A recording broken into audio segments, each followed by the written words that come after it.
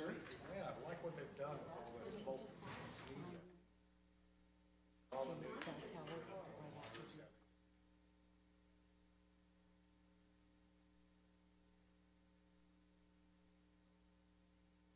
I guess donated.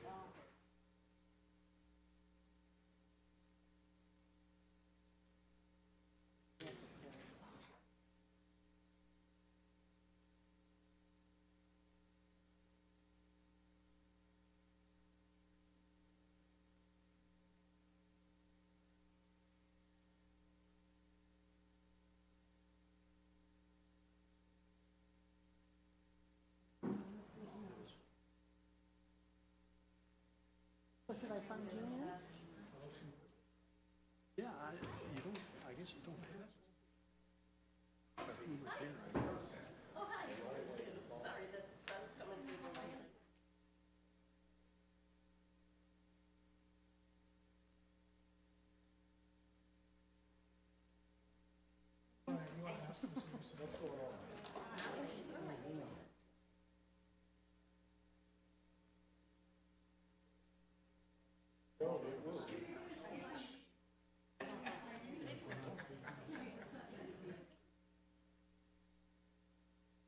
I heard what he said.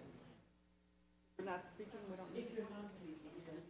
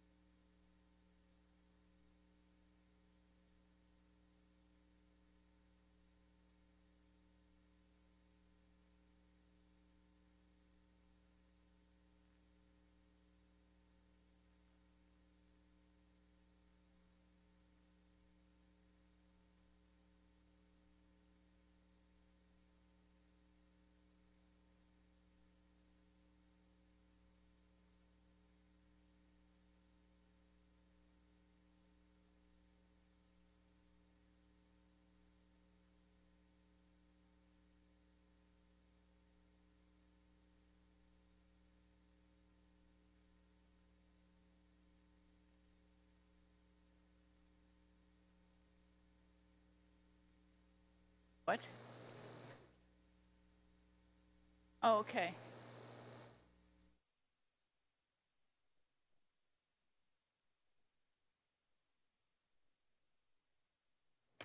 I'm calling the October 11th meeting of the Planning Commission to order. Can we have roll call, please?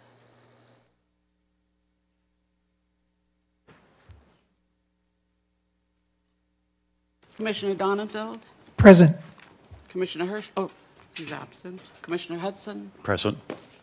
Commissioner Middleton, Present. Vice Chair Caledine, Present. Chair Wermuth. Present. Can we have a report on the posting of the agenda? Madam Chair, the agenda was posted on Thursday, October the 5th. This meeting has been noticed and posted in accordance with state law. We are at the acceptance of the agenda. There is a motion to move item 4C, which is in new business. It's not a public hearing item, to the front of the agenda. Can I, right after the consent calendar. Can I have a second? Can I get a second on that? All in favor? Aye. Okay, the first item on our agenda is public comments. The time is set aside for members of the public to address the Planning Commission on the consent calendar and other items on the agenda and items of general interest within the subject matter jurisdiction of the Commission.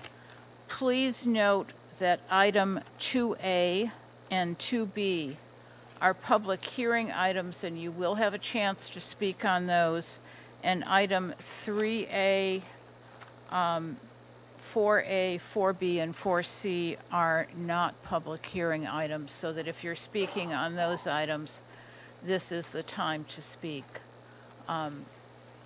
If there are members of the public who would like to address the commission, would you come forward? There being none, I will close the public hearing and move directly to item 4C. Oh, consent calendar, sorry. Okay, the consent calendar is 1A, approval of minutes of September 13th, the regular meeting, and September 27th, a special meeting. Do I have either discussion or a motion? Moved by Commissioner Caledine and seconded by Commissioner Donenfeld. Roll call, please. Or vote, please.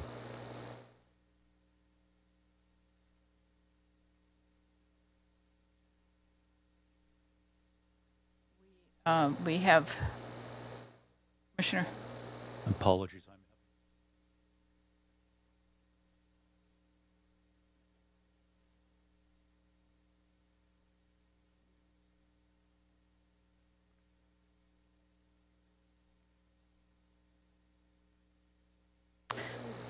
That's voted 5-0 with 2 absences.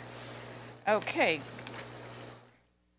Item 4C, Douglas C. Jones, owner, requesting a time extension for an approved conditional use permit and variance to construct 2 wireless telecommunications facilities consisting of a 57-foot tall monopole designed as palm trees on a vacant parcel of land at 3430 North Sunrise Way, adjacent to and west of Golden Sands Mobile Home Park.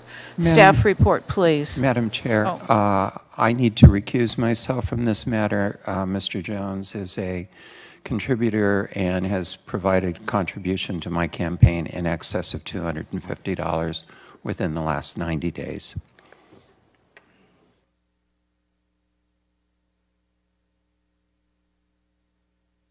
Thank you, Madam Chair. This is a time extension request. Give you a brief recap of where we've been. The Planning Commission approved this project on September 24th, 2014. And as you mentioned, it was for 2 cell towers in the north end of town off of San Rafael Road next to the Golden Sands Mobile Home Park. Currently on the screen is a picture of an aerial showing the location of the of the site of where the two cell towers are proposed. The City Council approved the project in October 14th of 2014, and since then, a one-year time extension was granted by the Planning Commission last year and is about to expire. So the applicant is seeking one-year time extension onto the original entitlements. In your staff report, there are a series of guidelines and criteria that you use to determine if another time extension is appropriate, and those are listed in the staff report for your review. There is a resolution of approval, and staff is recommending approval. Thank you. My memory of this is that there was a large response from the public in support of these cell towers last time, and that as an item of information, the reason this has been delayed has been the dedication of the road leading to it. With that, because there are 8 people who came today, I just asked them to stand who are supporting it. Okay, I didn't count. Thank you very much for being here. I think I would, rather than discussion, I would take a motion on this. And a second if we have one. So it has been motioned and seconded to support the staff report. Can we have?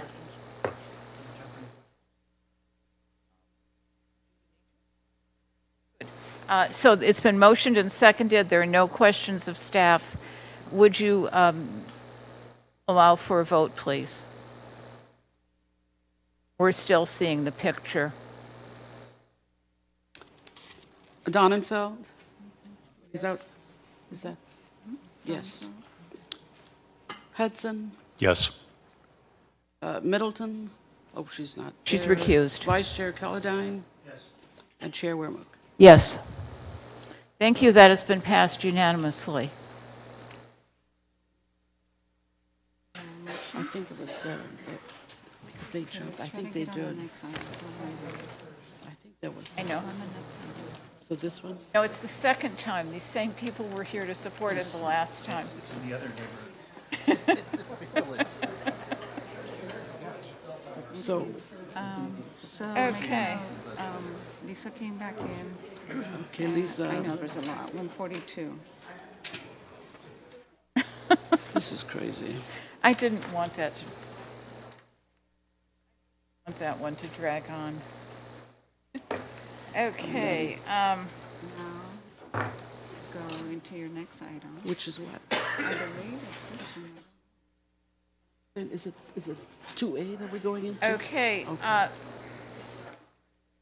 So we The go next here. item on our agenda is 2A, the Black House Hotels LLC for a conditional use permit and major architectural application to construct and operate a 16-room hotel on a .63-acre site located on the west side of Calle Acelia, approximately 250 feet south of Saturnio Road, Saturnio, I think, Road. Staff report, please. And for everybody's information, we just received a letter from the tribe. So we'll, before the staff report, if we can take a moment to review that.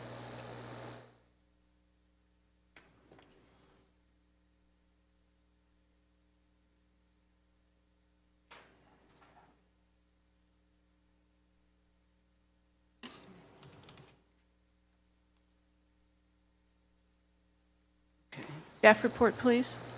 Madam Chair and Planning Commissioners, this item is a request to construct and operate a 16-room hotel within 4 buildings. The site is approximately 2/3 of an acre in size, and as you can see here on the screen, it is a vacant parcel that had been partially developed in the past, but is essentially vacant at this point. The site, let's see if this clicker's not really working. Sorry, I'm having a technical difficulty here.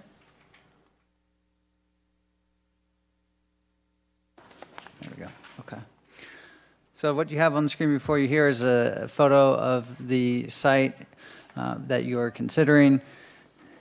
And the site plan is on the screen before you. And what this shows is the 4 buildings, essentially the same floor plan for each building. Each building has 4 bedrooms in it and a communal kitchen room as a part of it. Each of the 4 buildings does have its own dipping pool. It's a small pool, as well as the site. There's a communal spa at the rear of the property. The project is within the Section 14 specific plan. It is zoned LSC, and within this zone, hotel is permitted with the approval of a conditional use permit. So the applications before you are both a CUP and a major architectural application for the construction of the hotel property.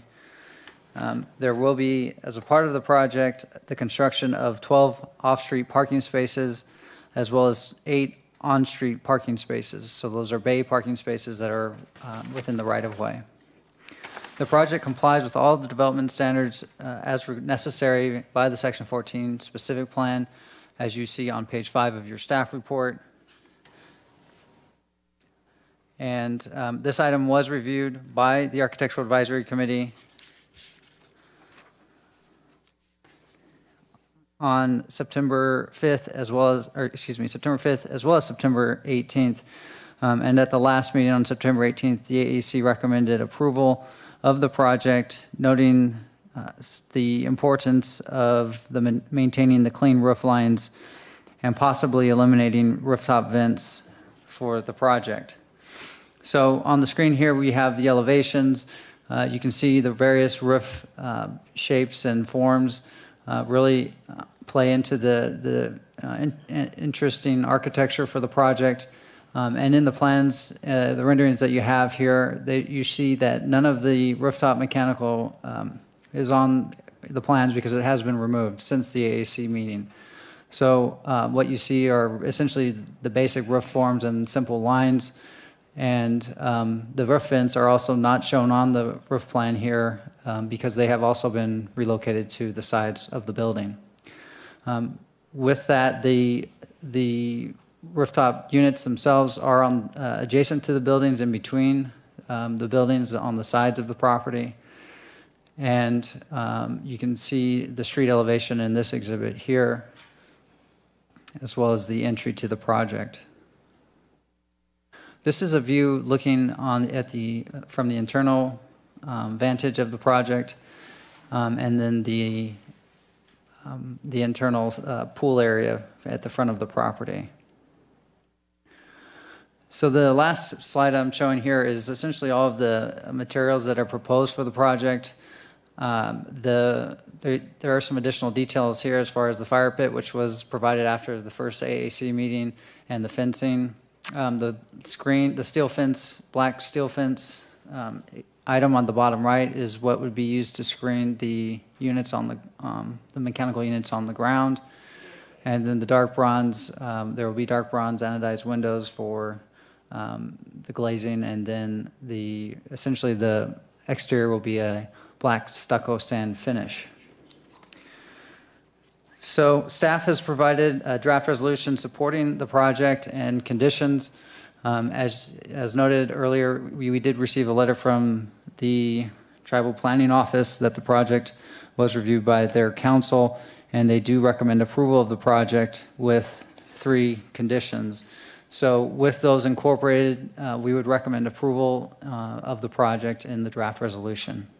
This is a public hearing, and the applicant is here also to speak on the project. So that concludes my presentation. I'm available to answer any questions. Thank you. Yeah, what I'm going to do is do questions. I'm going to start from Commissioner Hudson and go across. Thank you, Madam Chair. David, a quick question is, to be honest with you, I haven't read through the conditions of approval. Is there a condition regarding the maintenance?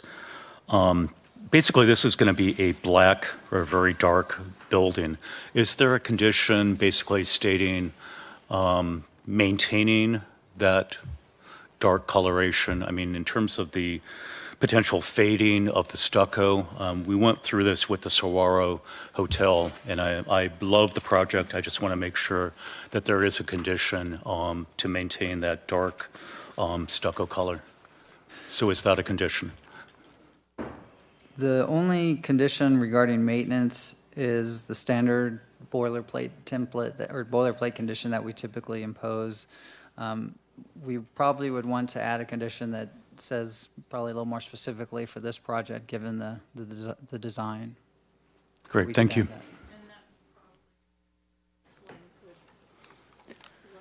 that.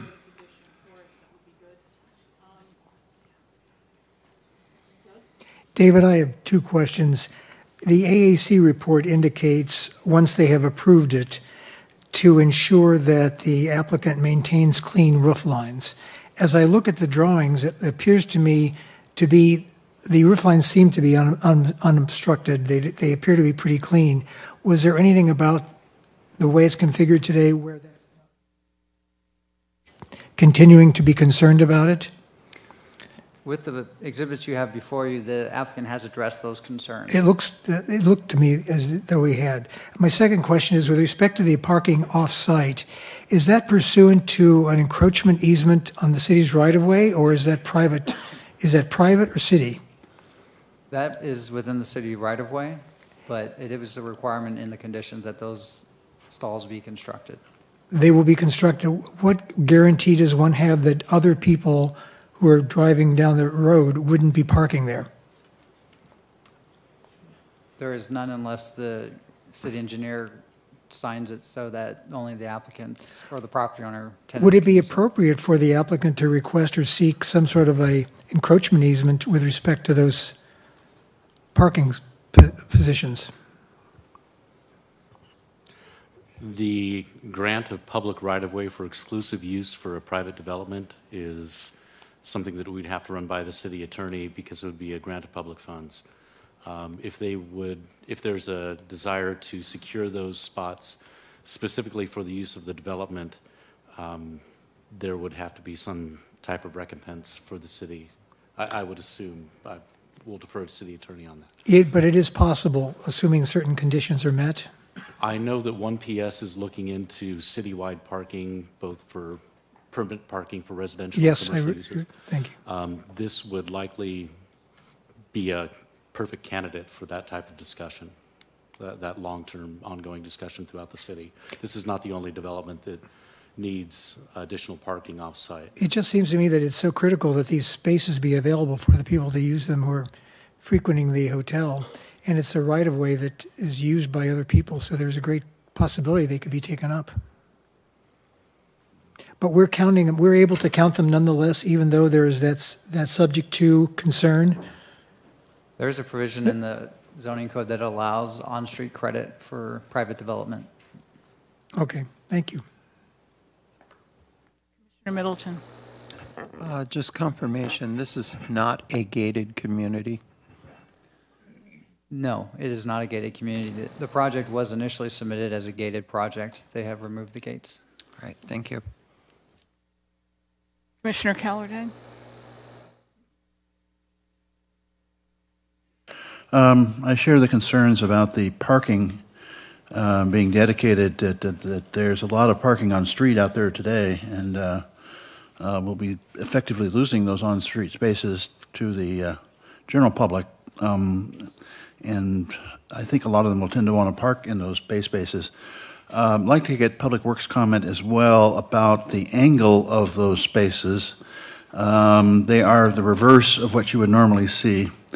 And I think this question came up with the Section 14 plan, but in that we wanted to use these reverse ones. I'm still a little bit uncomfortable. You're going to have to back into the spaces, I think, right? Rather than going straight in. And then you'll be able to go straight out. That's a question for staff. Yes. Their back-in parking is one of the newer standards for both biped-friendly smart streets, allowing a vehicle to back into a stall and then pull out forward diminishes the interaction between bicyclists and pedestrians and the vehicle. They can see where they're pulling out into traffic. And it eliminates conflict. Are people used to seeing this sort of arrangement? Are the drivers experienced? And I've never seen it actually implemented, and I would look at it in a bit befuddled fashion if I came upon it. There is one other location in the city that does have back-end parking. I'm not certain where that is, but I was informed by staff that there is one. Okay. I understand that one of the conditions from the tribe was to have standard pull-in, the standard angled parking.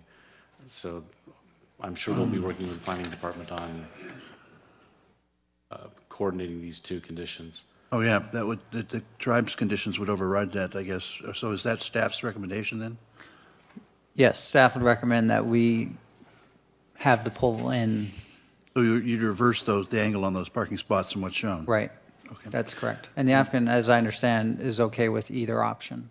Okay. Are you done?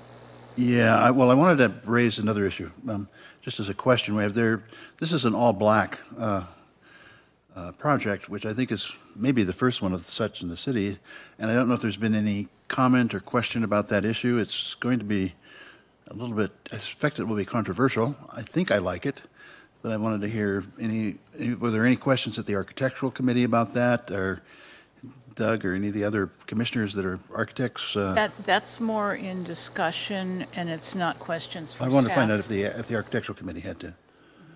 That's a question for staff.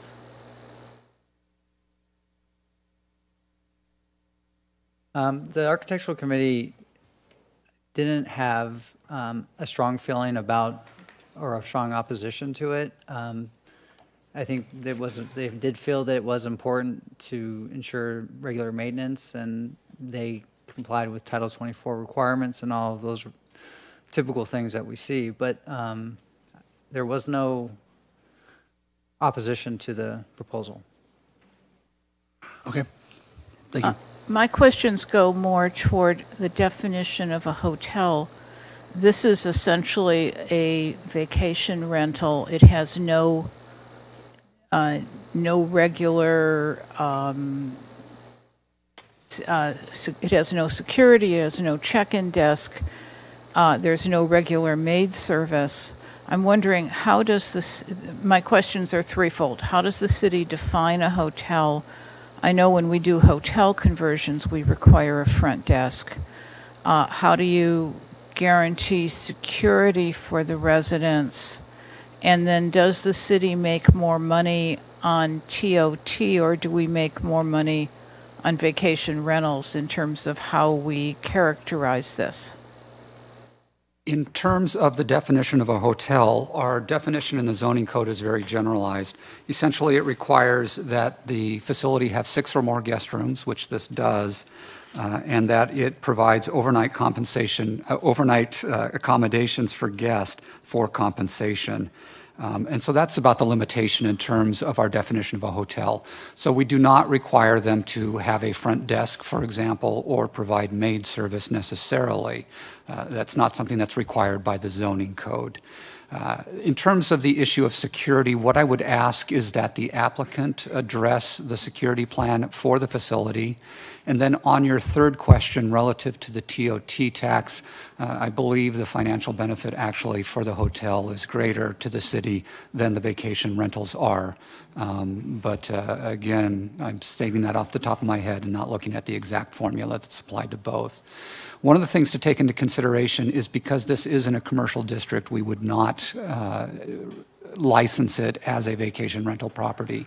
Vacation rentals are intended for residential zoning districts in terms of its use and definition. Thank you. With that, I will open the public hearing. The applicant has 10 minutes.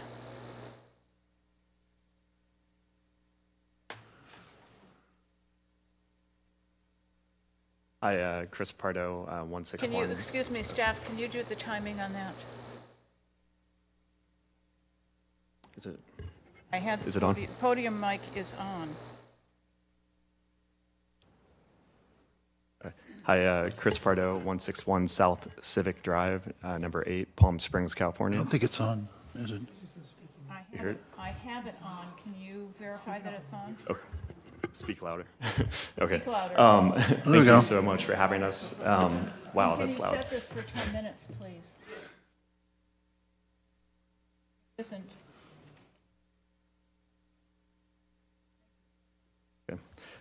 My client is the founder of Black House Hotels. He's currently developing 3 of these. This will be the first actually built Palm Springs, La Quinta, in Costa Rica.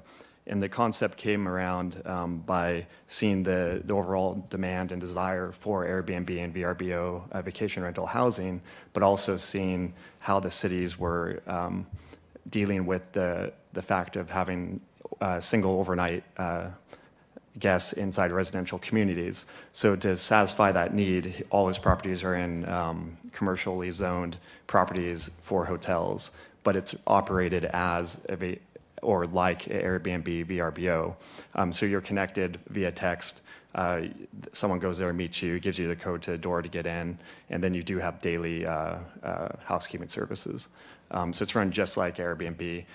Somewhat similar to how my hotel works without a front desk, but you're connected via text the whole time. So any need that you have, we can service. The design was intended to be architecturally interesting and identifiable, but a little bit more than a single-family home, but less mass than a hotel. The plans are flexible, so you can rent it out for a whole family like a house, or you can rent it out in separate rooms as well. So each room that you'll see on the floor plans is accessed from the outside. The overall site plan, it's 4 basically 1,650 square foot villas. There's a community great room in each building. So like I was saying, you could rent it out as a 4-bedroom house, or you can rent it out as individual units with a shared pool. There's some shared amenities, outdoor fireplaces, the spa facing west towards the mountains, and then a bocce ball court on the south side. There is 12 parking spaces in the parking court, and then the 8 parking spaces along Calais and Celia. And as noted, we really don't care which angle that pulls in. We were originally instructed that there's a project down the street that was going to do it this way, so we were trying to mirror whatever's happening. But I think in the tribal letter, they'd like it to be the other way as well, so we'll adjust it. For zoning, I believe it counts as 0.5 parking spaces per spot when it's on the street. What else can I tell you? Since the Architectural Review Committee, we did work with our engineer to get the mini split systems off of the roof, and then they're in between the buildings or screened in the landscaped area. And then the vents, we were able to run out, and they have little louvered edges painted black as well, coming out the side of the building. So the roofs are clean and simple as desired. What else can I tell you? I think that's it. I'm here for questions. Are there any members of the public that wish to speak on this? Seeing none, you have 3 minutes for rebuttal. Questions? And since you probably don't need rebuttal, would you please come back, and I'm sure there are questions from our panel for you, starting with Commissioner Callardine and going across. If you could comment a little bit on the black.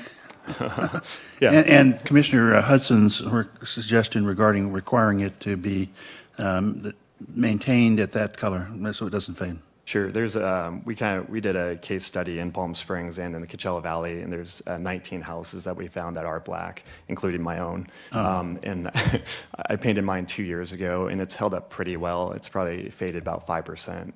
But we do agree to doing a maintenance plan, keeping the house black, because his whole brand is black. So all of them need to be really consistent and maintained. That's it for me. Commissioner Middleton? Chris, the next door property is the well in the desert.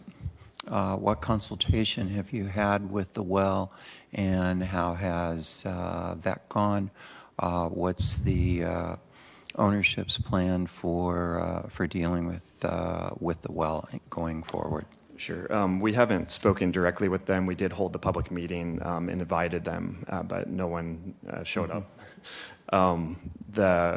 We originally gated the the project somewhat for that reason. But after now monitoring the site, we're not concerned that when this is built that it'll be an issue.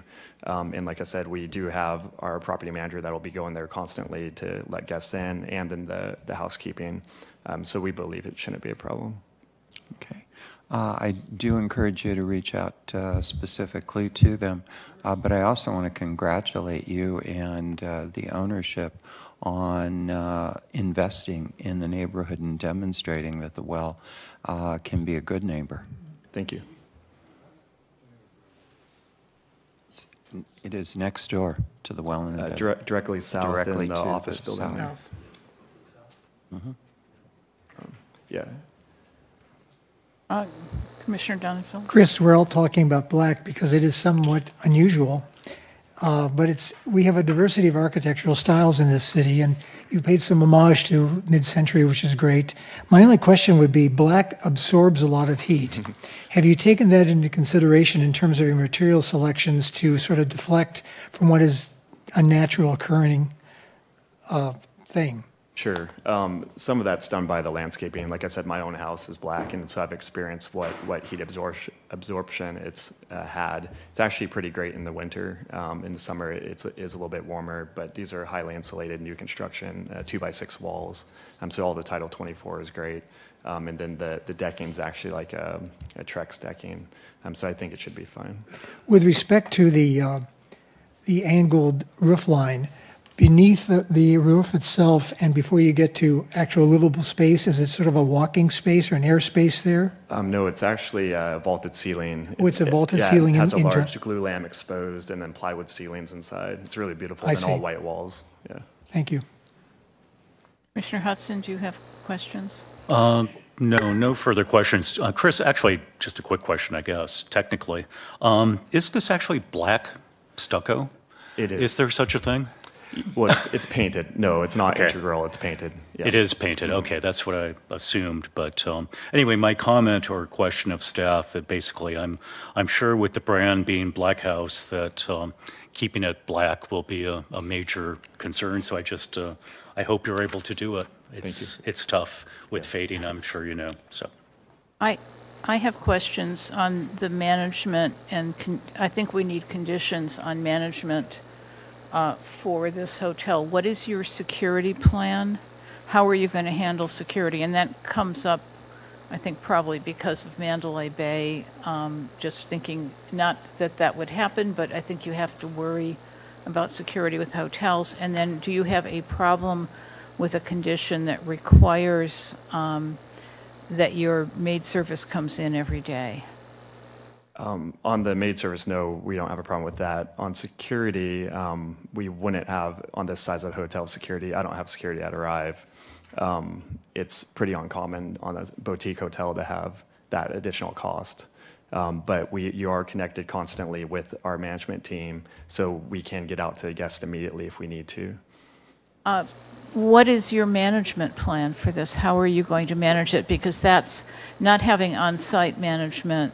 The question, that's why the security question comes up for me. It's managed exactly like a Airbnb, VRBO, and there's multiple companies. The company that he's hiring is a management company that takes a percentage of the revenue, obviously, and then they respond immediately, and they have people working 24 hours a day.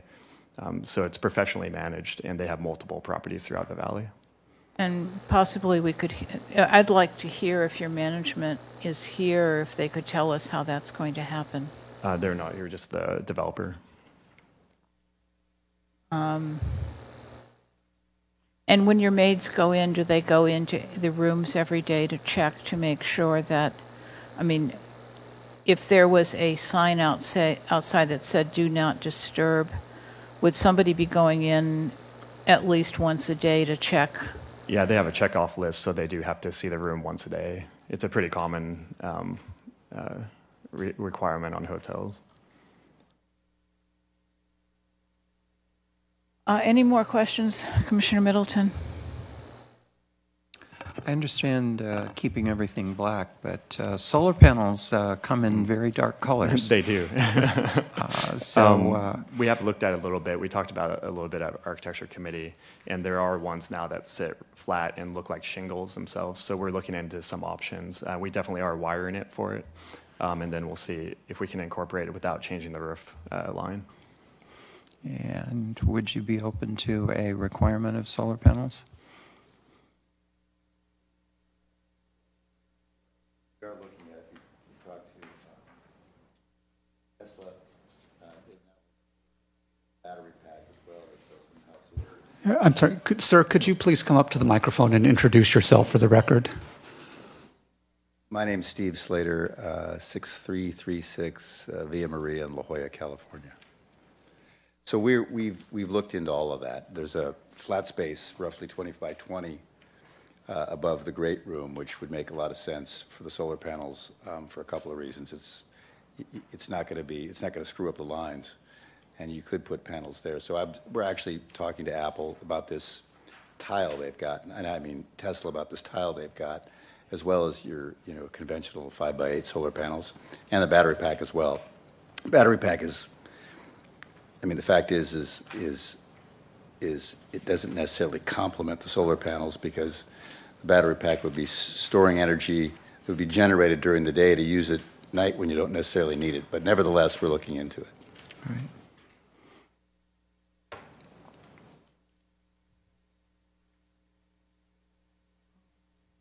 Just, I think we're at comments. I wanted to say that I went to the Black House in the High Desert. I think that's what it's called. And it's exquisite. If that's at all a model, it was absolutely beautiful. That is. It's in the High Desert. It was on the High Desert tour for Modernism Week. That's near Pioneer Town. It's near, yeah. Yeah. No, it's not a hotel. It's a large single-family house, but this reminds me very much of both the architecture and the light quality, the darkness quality of it. We use that as a case study on it, and I walked the house as well. It's really beautiful. I think we're into discussion and a motion if one comments, I guess, is where I am. We have a motion, and I'm going to second it because I want to add. Want to state the motion? Yes. And the motion would be the staff recommendation with, I would add 2 changes. One is to make the angle parking reversed from what's shown on the plans, and 2 would be to require the appropriate maintenance of the exterior, black exterior, so it does not fade. I would want to add a condition that there be daily maid service, so that there's someone touching the rooms every day, given that it's an unusual hotel configuration. And also that I would like to see the solar tiles on it so that it's a solar facility. Are those acceptable to you? They are, but I've got a question. Are the solar tiles available yet? To the extent that they're available, I'd like to see them. Yeah. Could I add as an option the conventional solar panels? Because the solar tiles are, we're not absolutely sure what they're going to cost and if they're even going to work, frankly. Absolutely. Okay. Either conventional or solar tiles at your choice. Okay, thank you. That's fine with me. Is there any discussion on the motion? I just want to commend you both for the location, and I think it's exquisitely beautiful. I hope it works. It's going to generate some comments. So Flynn, do you want to read back the conditions to us? For item 2A, you have 4 conditions of approval. One is to reverse the angled parking that is shown on the street. Number 2 is that the applicant is to submit a maintenance plan to appropriately maintain the black color of the exterior. Number 3, they are required to have daily maid service. And number 4, the applicant is either to provide solar tiles or, as an option, conventional solar panels on the roof of the Madam Chair, structures. do we need to add items 2 and 3 from the Agua Caliente letter? Or those look automatic, but maybe they're not. Let's see. Sorry, I didn't pick those up originally. Those would be included if they are not already included in the draft resolution. I believe Well, this- we may just add them to make sure. Those would be included, yes. Okay. So we would add those items 2 and 3 from the Agua Caliente letter. If you would call the, or if you would take a you- vote, please.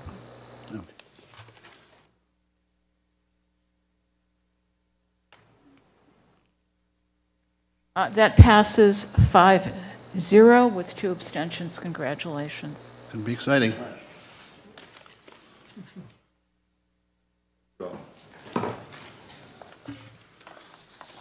Okay. Item 2B, the City of Palm Springs for a zone text amendment to the Palm Springs zoning code relating to the development standards and location standards for medical use cannabis and adult use cannabis facilities. Staff report, please.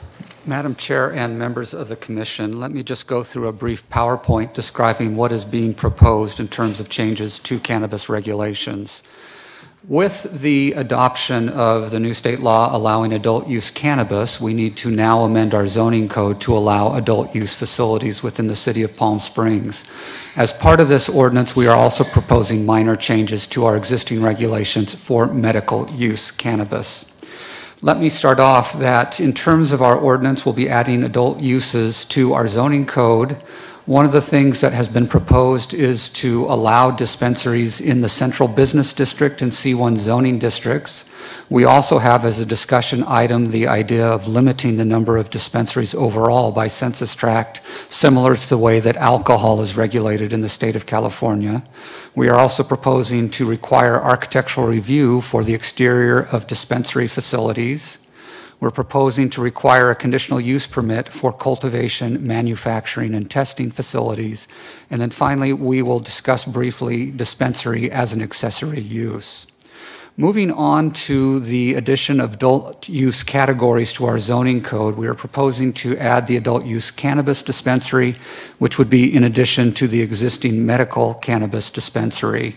We are then combining the medical and adult uses for the following categories: cultivation, manufacturing, testing.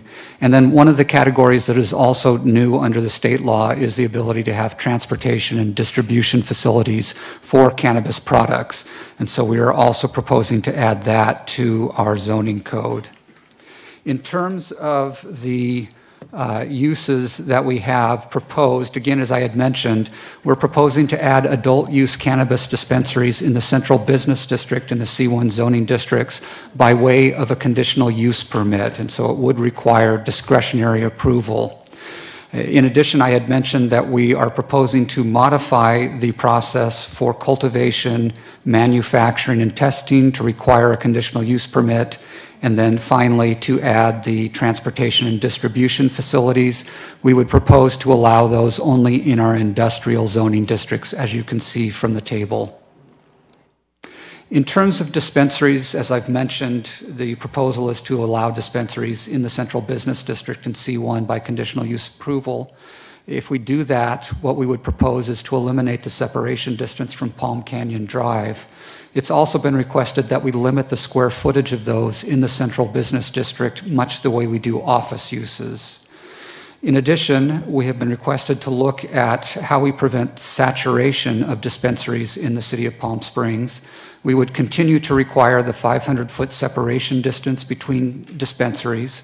So essentially, you would not see more than one dispensary on a block. They would be a minimum of 500 feet apart. And then secondly, what we are proposing to you is to limit them by census tracts. Based on the model used for alcohol, we would propose that there be one dispensary allowed per 2,500 inhabitants in a census tract. This map here shows the locations of the census tracts within the city of Palm Springs. Again, based on the population, we would limit the dispensaries in each of those tracts. Now, there are certain census tracts that don't have any commercial districts located in them, and so we would propose, obviously, not to have any dispensaries within those tracts. In terms of other zoning districts, one of the things we looked at, there are a number of other commercial districts where we haven't allowed dispensaries previously, and the question to the Planning Commission is, should we allow those now? Those include the P Professional Office District, the CDN or Community Design Neighborhood Shopping Center, the CSC or the Community Shopping Center District, and then the C1AA Large Scale Commercial District. We had shown you in our study session this morning where those zoning districts lie, looking at the corner of Vista Chino and North Sunrise Way, Smoke Tree and Smoke Tree Commons. Also, the Vaughn Shopping Center is designated as CDN, Community Design Neighborhood Shopping Center. And then finally, at the intersection of Sunrise and Tahquitz, there's a small parcel there designated for C1AA. One of the other proposals included in the draft ordinance before you is a requirement that all dispensaries be subject to architectural review. We're proposing that they would file a minor architectural application. While that typically is final action at the Architectural Advisory Committee, we would propose that those be forwarded to the Planning Commission for final action. And so the Planning Commission would be reviewing elements such as the exterior colors and materials, lighting, awnings, landscaping if applicable, and then also looking at signage, not for content, obviously under federal law, but rather for lighting, position on the building, aesthetics, color, construction. In terms of separation distances, if we are to allow dispensaries in the C1 or CBD zoning district, we would need to eliminate the separation distance from Palm Canyon Drive. And so that would be one of the changes to separation distance requirements. For the new category of transportation and distribution facilities, we are proposing that only the separation from protected uses be required, so from Palm Canyon Drive, from residential zoning districts, and then from protected uses. They would not be required to have a separation distance from cultivation, manufacturing, testing, or other cannabis uses. One of the things that we're proposing is to require a conditional use permit for cultivation, manufacturing, and testing, where currently it only requires a land use permit. The reason for that is that through additional research by our CEQA attorney, it's been determined that we do need to do environmental analysis under California's CEQA regulations for the impacts of cultivation, manufacturing, and testing processes. When we do CEQA documentation or environmental documentation, it does need to be certified by the approving authority, and so consequently we would recommend the conditional use permit process for approving the environmental review of those types of uses. The last thing that we have been requested to present to you for consideration is whether or not cannabis products should be allowed for accessory use. So for edible products in restaurants for menu items. What we would propose to do is regulate it similar to alcohol, requiring an age limit minimum, limiting it to certain zoning districts, requiring a conditional use permit, and then instituting separation distance requirements for that. For the benefit of the public, there was a study session held with the Planning Commission this morning. The Planning Commission took no action on this item. However, they did offer comments on the draft regulations. And Madam Chair, if you would like, I can read some of your comments in terms of how that might impact. I think that would be very helpful to do that so that the public hears it before we have public testimony. Certainly. So based on the discussion this morning, maybe let me go back to the use table. That might be the best reference for us. So based on the discussion this morning, there was concern on the part of the Planning Commission relative to allowing dispensaries in the Central Business District and C1 zoning districts. From your comments, it appeared that there might be a time in the future where that may be appropriate, but with the adult use dispensaries being a new use, it was recommended that perhaps we only allow them in the districts where they're currently allowed, those being the C2, HC, CM, and industrial zoning districts. In addition, there was discussion on the part of the Planning Commission that a conditional use permit should be required for dispensaries in all zoning districts. In addition, we And that discussed... security be added to it. Yes, and as part of the conditional use permit review, we would review the security plan. We also discussed the topic of limiting dispensaries by census tracts.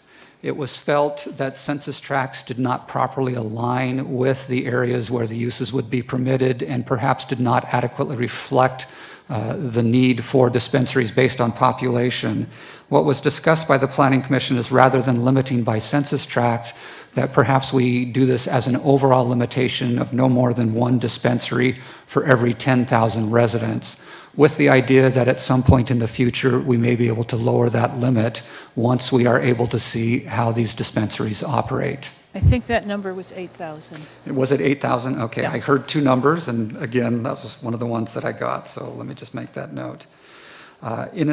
Another discussion topic in terms of separation distance for cultivation facilities, right now we don't have any separation distance for cultivation facilities from protected uses.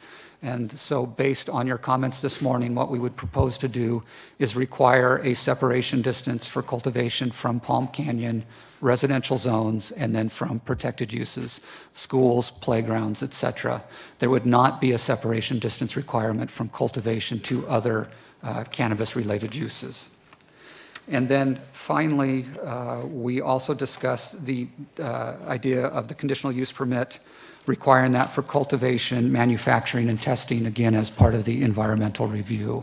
So those were the 5 main comments that I heard from the Planning Commission this morning. I'd like your direction this afternoon in terms of how those might be impacting the draft ordinance. One more, which was on the auxiliary uses. The recommendation we had was against the edibles as a piece of the auxiliary uses because of the issue of children, and also the mixing of, in bars, the mixing of alcohol and marijuana, so that we recommended against that. We did think that in the future there's a good argument for a special use, something like a marijuana coffee shop or restaurant, where it was a single use that was open to the public, but not necessarily mixed with current restaurants. Madam Chair, in that regard, it might be useful to take a minute or two to read the correspondence that we got on our desk today.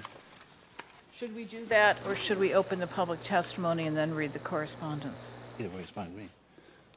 I think I'd rather open, members of the public have been waiting to testify. So given that the city is the applicant, you don't need an additional 10 minutes, do you? No, Flynn? we do not. Thank you. So the public testimony is open. If you'd please come forward, and you have 3 minutes.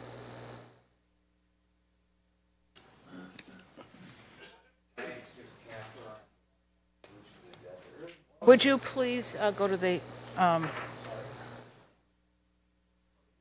podium and to the mic? James Camper, Organic Solutions to the Desert. This is actually more of a question. Going back to the 1 in 25 related to alcohol facilities that serve alcohol. Does that just bars, or is that hotels and restaurants at every place that serves alcohol that you base in one on every 2,500 patients or customers? I think this isn't, someone may address that after, but this is really a time for your comments. Well, that was leading up to my comment because, there's only the collectives that you can go to. There isn't coffee shops like we're talking down the future. So again, that's why I think 1 in 2,500 for this particular industry is way out of line. But again, that's my opinion. But that's why I had the question if the alcohol covered everybody that serves alcohol in the city, which could be restaurants, little, places that serve beer, which you're not going to find that in regards to cannabis. So that was my only question. Thank you. If staff could reset that to 3 minutes, please. I know it's very generous to give each of you 10 minutes, but we don't intend to. Hi. Do I just talk? Okay. Hi. My name is Susan Brantley, and I'm making this presentation on behalf of Lanny Swerdlow, who in 2008 approached the Palm Springs City Council asking them to implement an ordinance to allow for the distribution of medical marijuana. He served on the Palm Springs Medical Marijuana Task Force, helping prepare the final ordinance, and has remained involved in its implementation ever since. With the passage of Proposition 64, the California electorate recognized that cannabis has additional value to its use as a medicine and legalized it for any adult use, which is often referred to as recreational. As a registered nurse, Mr. Swerdlow considers its recreational use to be its most valuable attribute. This recreational value is the ability of marijuana to be an effective and enjoyable substitute for alcohol. Along with a copy of this presentation, there's a copy of an article that Mr. Swerdlow wrote for Culture Magazine entitled "Safer and Enjoyable Cannabis Lowers Alcohol Consumption." It clearly and succinctly explains the dangers of alcohol consumption and explains why marijuana is an effective substitute, and backs up that assertion with peer-reviewed, evidentiary-based scientific research. Proposition 64 recognizes that people want to enjoy cannabis in a social setting the same as they do alcohol, and provides for communities to allow this use. Proposition 64, Chapter 20, Section 26200D permits, with specific restrictions, that a local jurisdiction may allow for the smoking, vaporizing, and ingesting of marijuana or marijuana products on the premises of a retailer or micro-business licensed under this division. Note that one of the restrictions is that alcohol and tobacco cannot be consumed at the same location as cannabis. Allowing on-site consumption of marijuana will have financial benefits for many businesses. Providing an area where on-site consumption is permitted in a restaurant will not only make a patron's meal more enjoyable, but will increase the likelihood of patrons ordering dessert, thereby significantly elevating a restaurant operator's revenue. Allowing the operation of canna clubs will be of immense benefit to the individual and the community. Having access to a club where dancing or entertainment is provided and cannabis, but not alcohol, can be consumed will lessen the individual's exposure to the negative health benefits. May I just say one more sentence, please? I strongly urge the inclusion of procedures and necessary regulations in the proposed ordinance for the Palm Springs City Council to allow for the issuance of micro-business licenses specifically tailored to allow on-site consumption of cannabis, but no cultivation, manufacture, or sales. Thank you very much.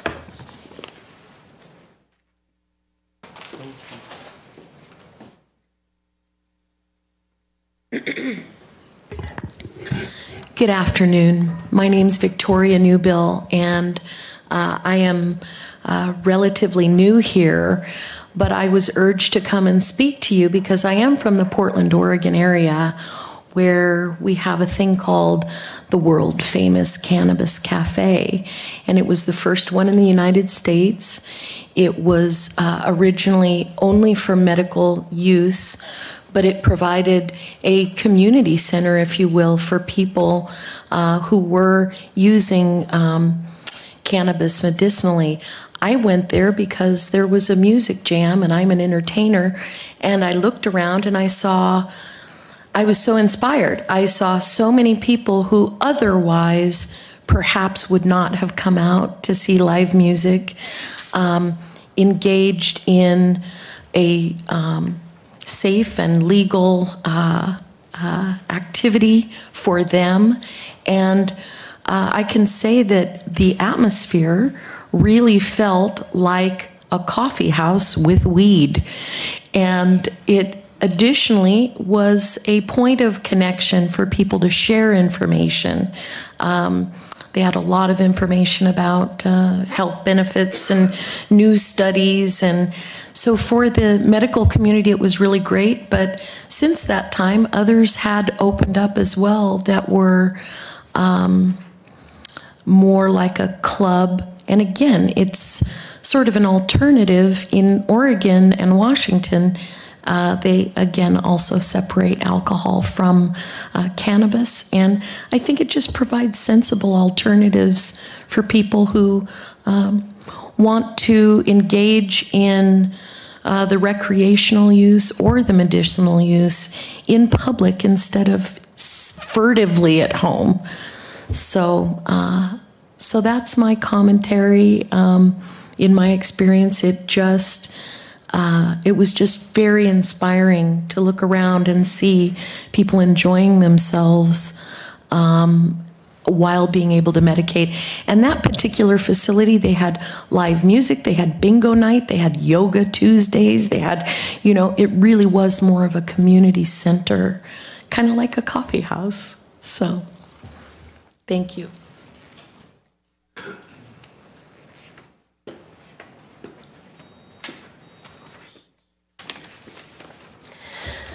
Hi there. My name is Joy Brown Meredith, and I'm here today wearing two hats. I'm going to repeat some of the things I said in the study session, but first of all, though, I do want to say I'm extremely impressed with your thoughtful and well thought out discussion at the study session this morning.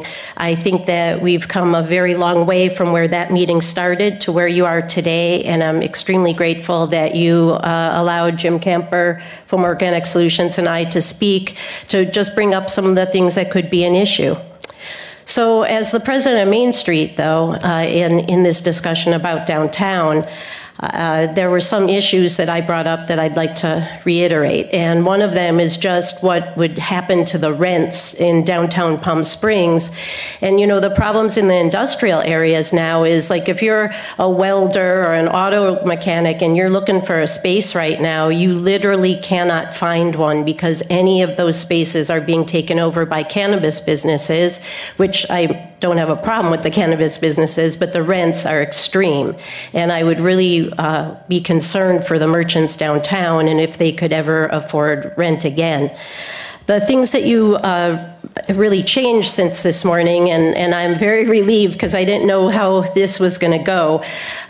For example, when you were discussing it going by the census tract, it would have meant maybe 20 or more new dispensaries would come into town based on the original numbers that you were looking at, and that would be extreme. And I think that it would become so overly competitive. You know, this city has moved forward at a very fine pace that allows each of us to get a little foothold in the industry here, those of us that have lived here for years, and like me. And so I think that the pace before was very regulated. I'm a little bit concerned that we had the study session this morning, this planning commission, and then it's already on the council agenda for next Wednesday. And I'm concerned about that because I could tell you that the merchants know nothing of this discussion, except for an email that I sent out very quickly. And even just us 6 dispensary owners have not had the opportunity to discuss this with the city, nor were we invited to do so other than these public hearings here. So I would just really appreciate it if there could be more input from those of us that are actually involved in it. But the way that you made many of these changes today, I'm very impressed at how thoughtful you were about them and how understanding you were about what some of the problems would be. And I'm very grateful for that. I would love if there was some way that there could be some on-site consumption somewhere. I personally don't drink. I'm a little too old to be dancing on tables anymore. So just, you know, a little bit of, so I don't socialize. I'm mostly home. smoking maybe. So it would be wonderful if I felt like I could go out again and socialize in the community and just have a place to be. But thank you so much, and to you too, to the staff for this, because this was a hard one and very detailed, and I'm very, very grateful. Thank you.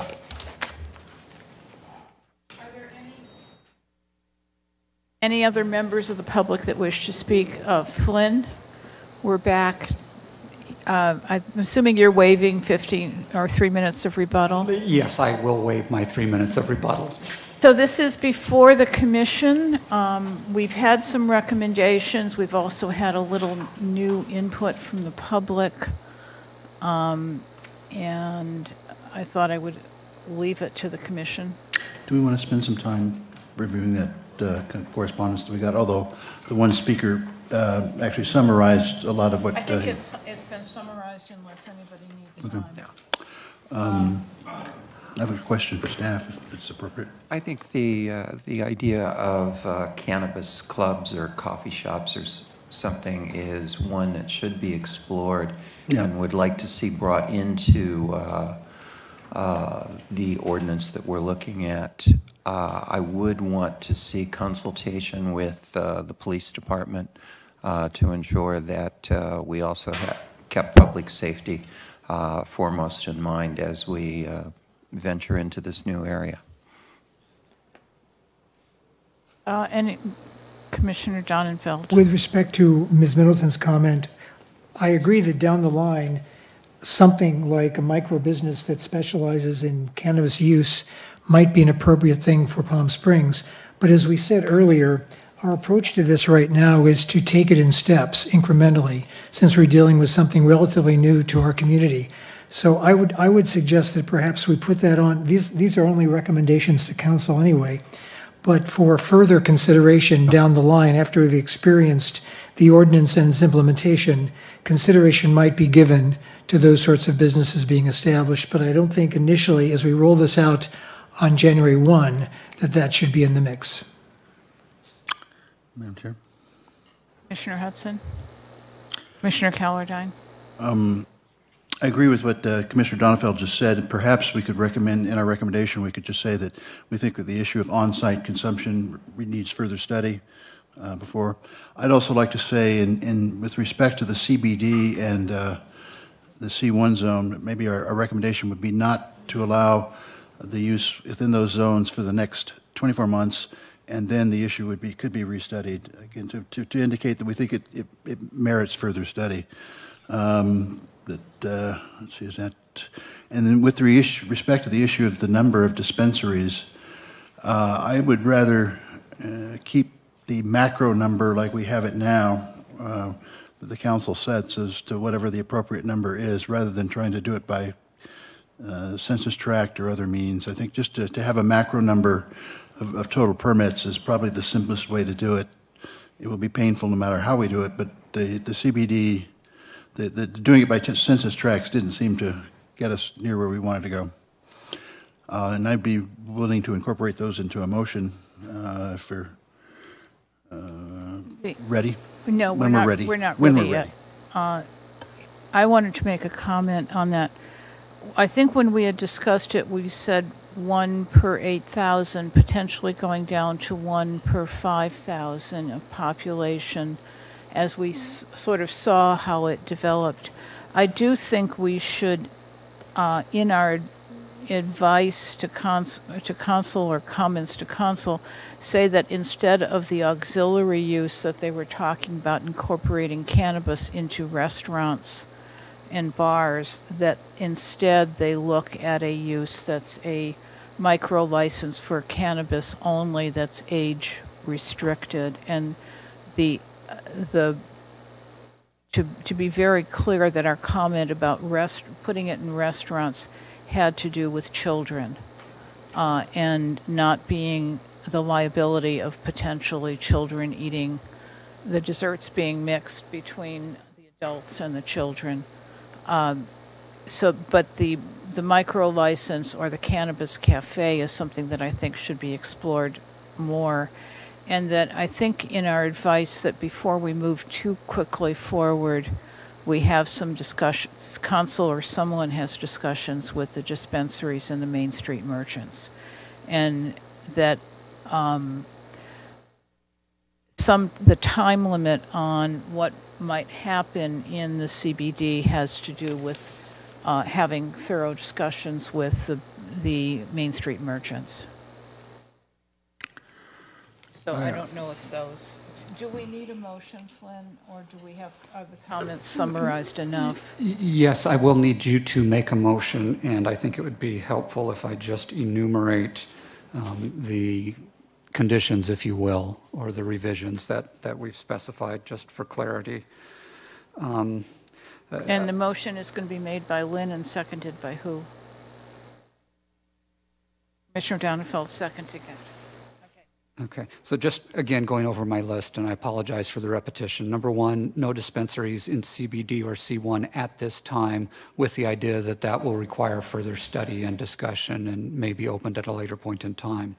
Number two, conditional use permit approval required for dispensaries in all zones and require a review of the security plan at that point in time. Number three, I'm going to reword this that it's relative to the census tracts. We're not going to be using the census tracts, but rather we're going to limit it to a finite number of dispensaries. And Commissioner Warmuck, you said at this point in time, 1 per 8,000 population, and then look at revising that number at some point in the future.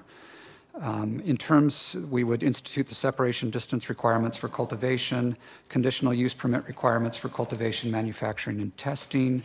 That at this point in time, you are not supportive of an auxiliary use, but you may be supportive of the, I'm trying to look for the appropriate, on-site consumption that is, let's see, Would be some kind of micro license Some type where of it micro is both license. age restricted and no There it alcohol. is, age restricted and no alcohol.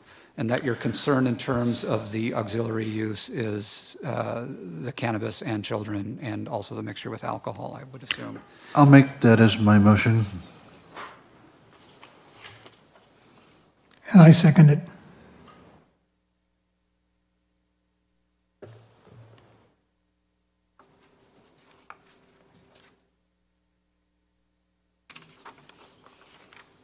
Would you call the question, please?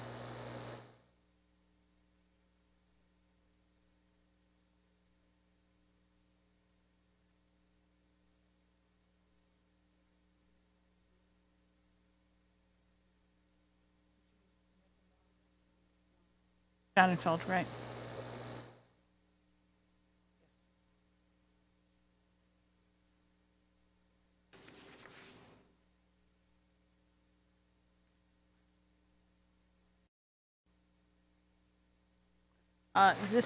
The motion passes 5-0 with 2 absent. Well, noting the modifications to the ordinance as proposed. And I'm going to, at this point, have a 5-minute break, 10-minute break.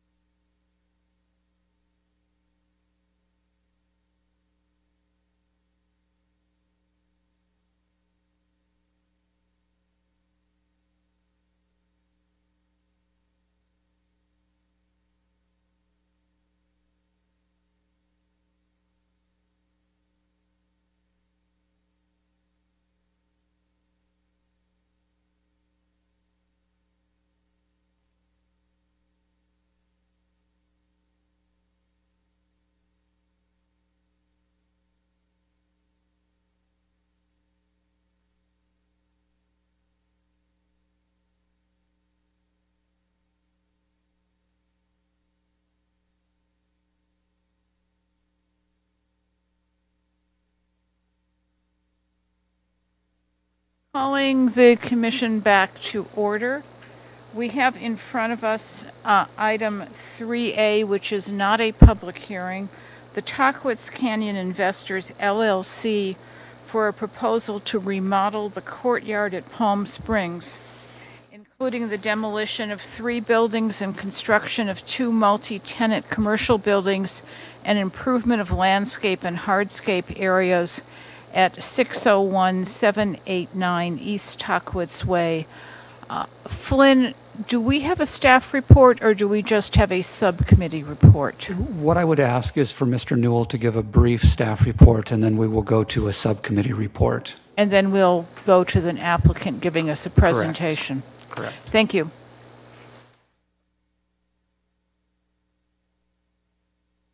Mr. Newell? Madam Chair and Planning Commissioners, as you recall, on September 13th, you considered this project and tabled it to today's meeting to allow the applicant to work with the subcommittee, the Planning Commission subcommittee, further on improving the project's design. So what I have here on the screen is a presentation of what is being presented to you in response to the subcommittee meeting with the applicant.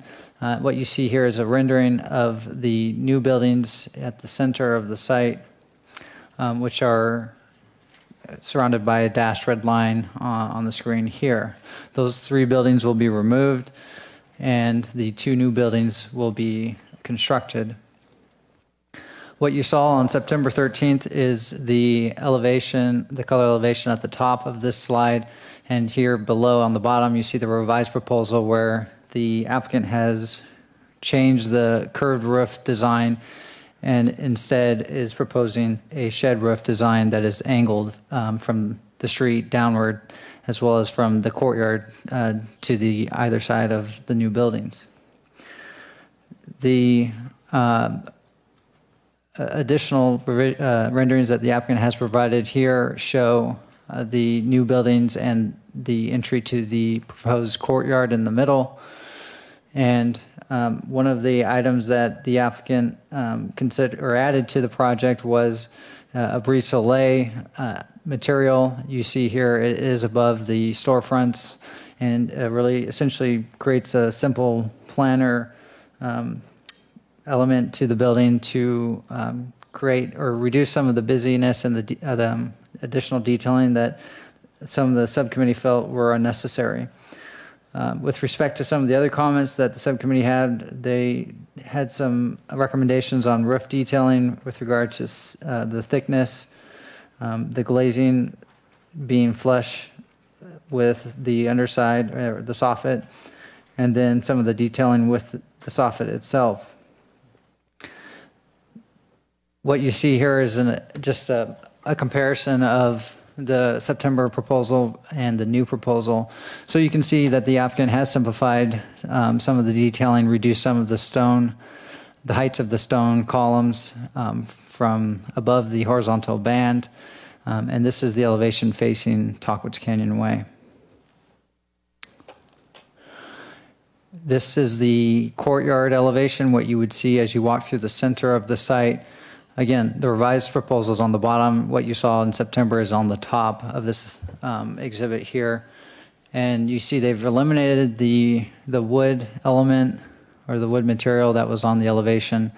And now you see a window glazing here facing the courtyard, giving it a more open feeling from the interior of the project. The roof screening is no longer the wood material. It is a pack-clad material as far as I understand. So that has also been revised. Oh, and one last item. The subcommittee recommended that the thickness of the overhangs be as minimal as possible, so that you can see in the revised elevations that all of the overhangs on the building are fairly thin.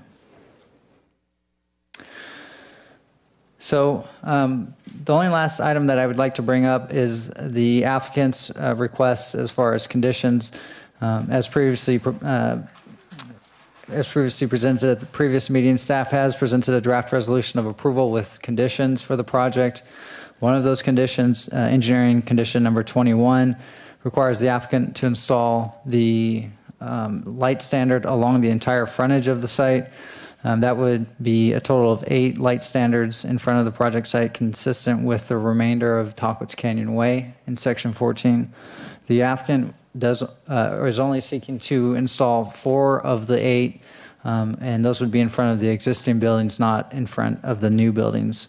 So unless directed otherwise by the Planning Commission, staff would require that the applicant install all 8 fixtures as part of the project's improvements.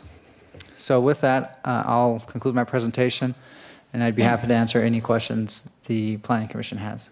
What I'd like to do is turn this over to the committee members, starting with Commissioner Hudson. And I think we sent you with concerns about roof lines, the detailing of the buildings, the height of the columns, the materials, compatibility with the bank, the theater in Captor Plaza now, no longer Tahquitz Plaza, and the detailing as to where shade comes in. So can you talk about the meetings you've had, how satisfied you are, and what's happened with each of those areas? Sure.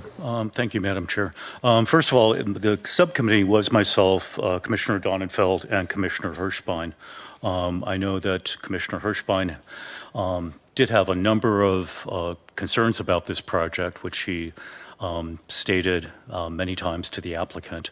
And his concerns, I can just summarize for him, I think, is the aforementioned thinness of the roof structure, which I think the applicant has addressed quite successfully.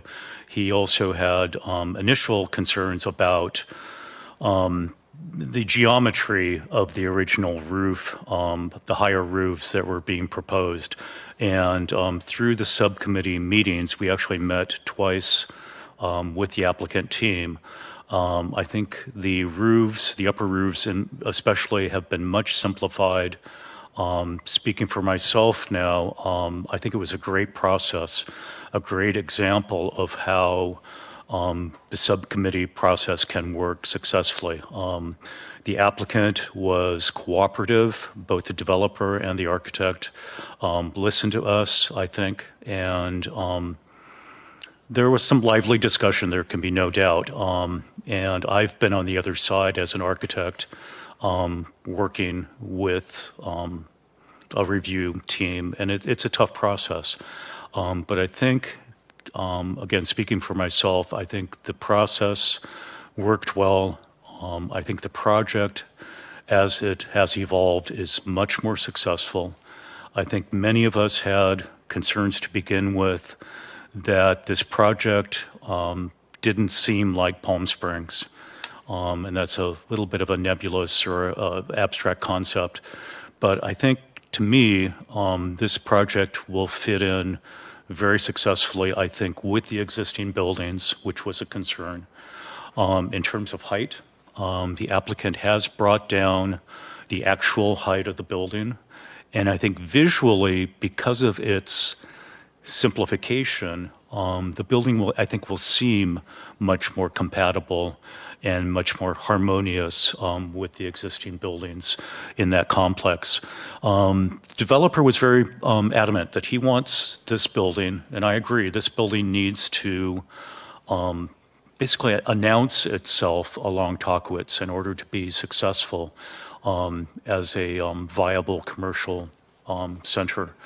And I think this project will garner a lot of attention and bring people into the facility.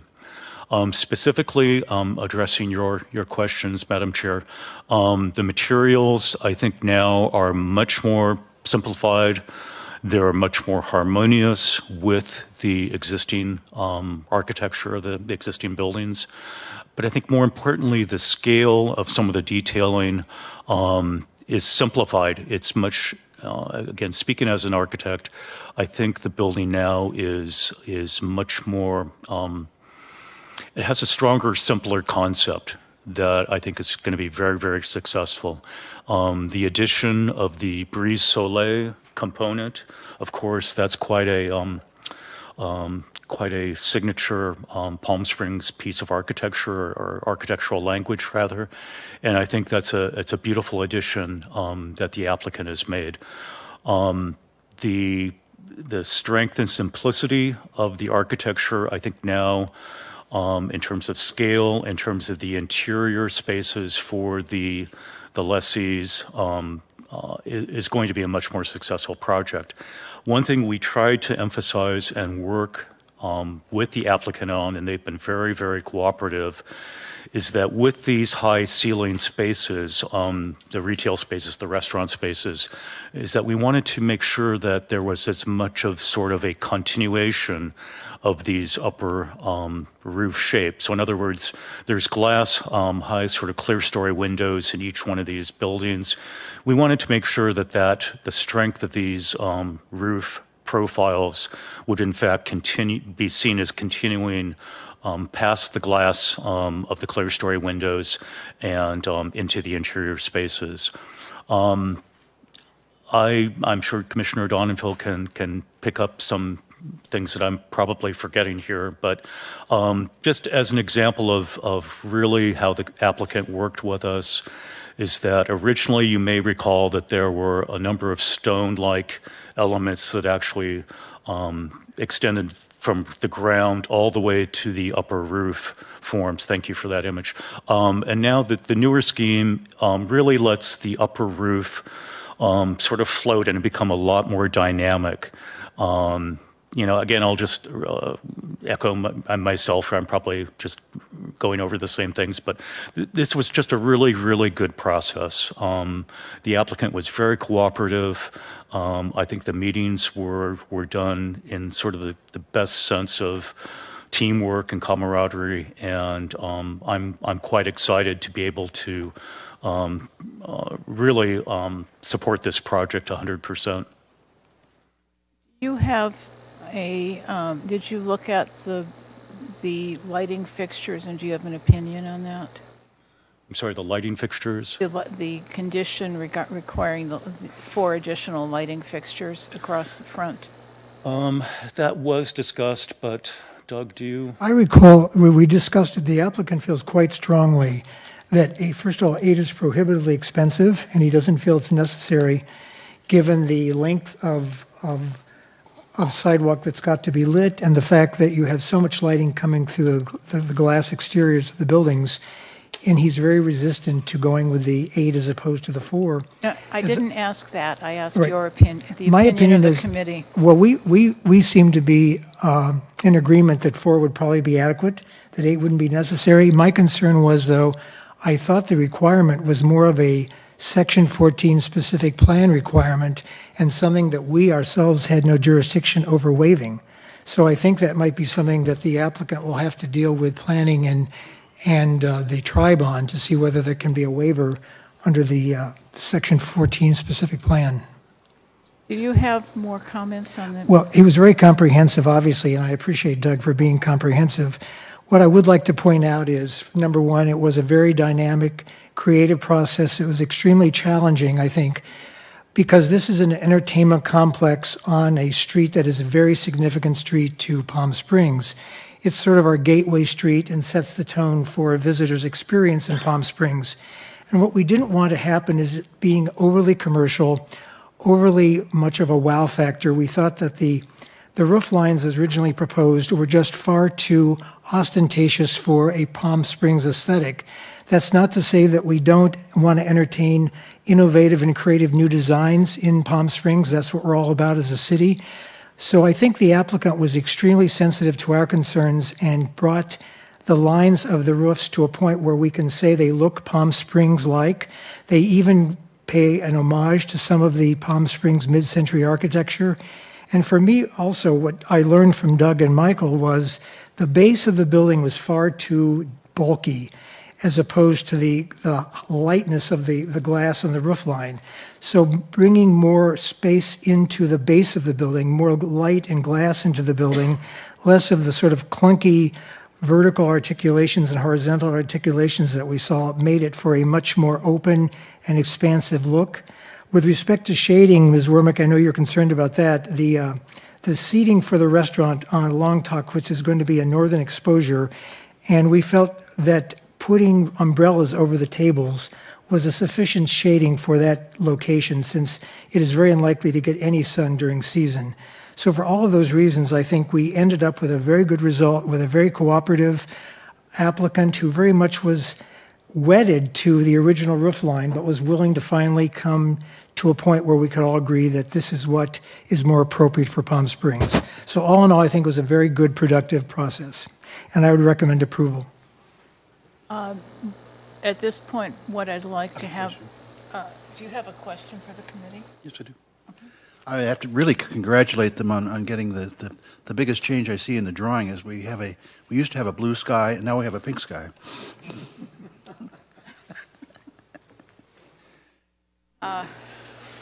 With that comment, if the applicant would come up and possibly explain to the committee what the material, go through the materials in your presentation. I know we've seen it many times, but this is new and.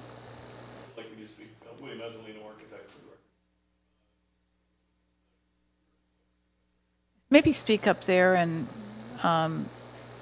We have a portable mic. You're going to need to take a mic with you, if there is one.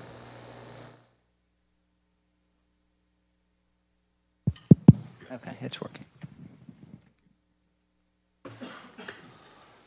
I'll try to keep this relatively brief.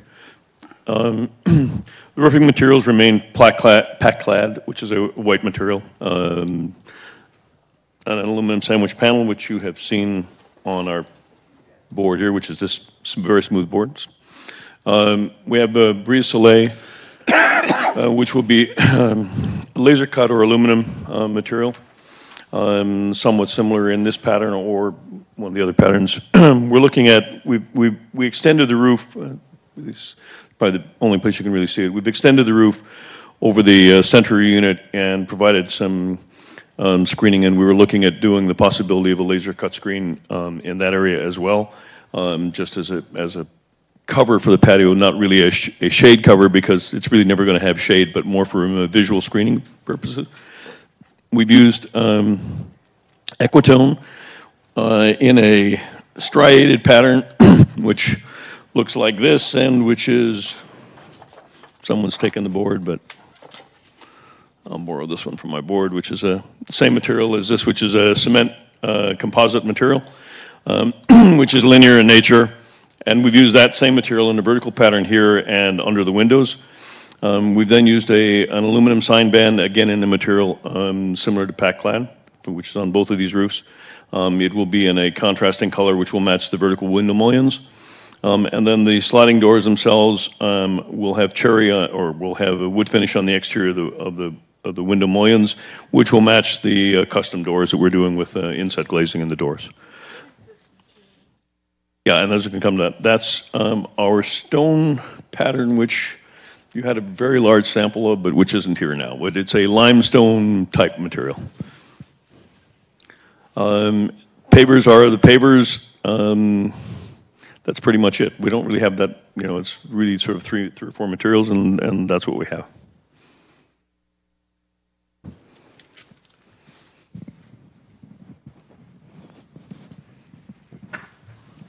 The matter is before the commission. There is one question that was asked of staff.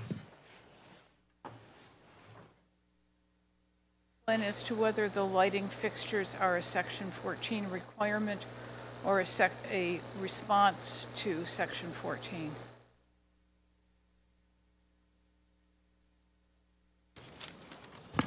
I'm sorry, what was your question? The question is, are the 4 additional lighting fixtures you've recommended a Section 14 requirement, or are they something the commission has any jurisdiction over?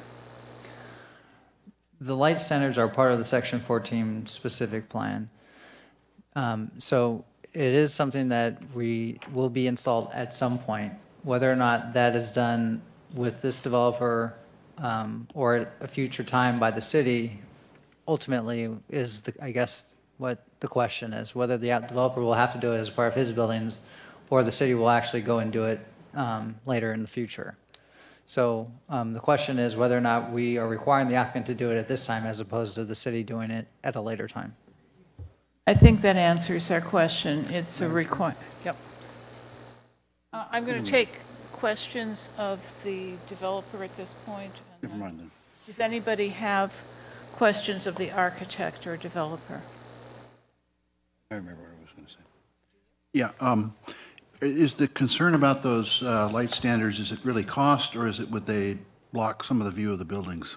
It's really a visual clutter at the front because we've got low-level light standards, we've got, or low-level signage, we've got a number of existing palm trees all the way down the street.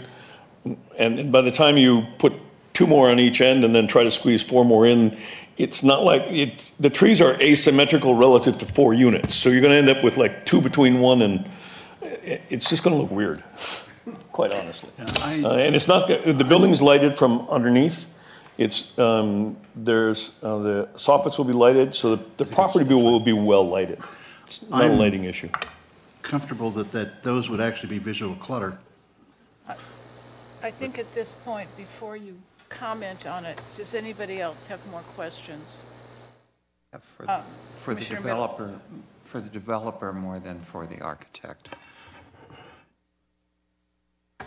Yeah, we would, obviously, the developer would prefer to approve, I mean, his position is, he has no objection to having the 4. It's not, he's willing to put those 4 in, thinks that they make good sense on the property and project, allow it to comply with Section 14 where it makes sense, where you're going to have a large amount of the public, you can get banners for the film festival on either end of the property, and in the middle where it just doesn't make much sense as well. So that would be his position.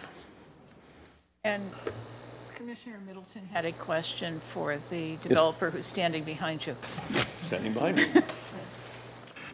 Good afternoon, Sam Rasmussen, President, Ocean Properties Development, San Diego. Happy to answer any questions on our resubmittal. Okay. I want to thank you for your patience in working with us on this project.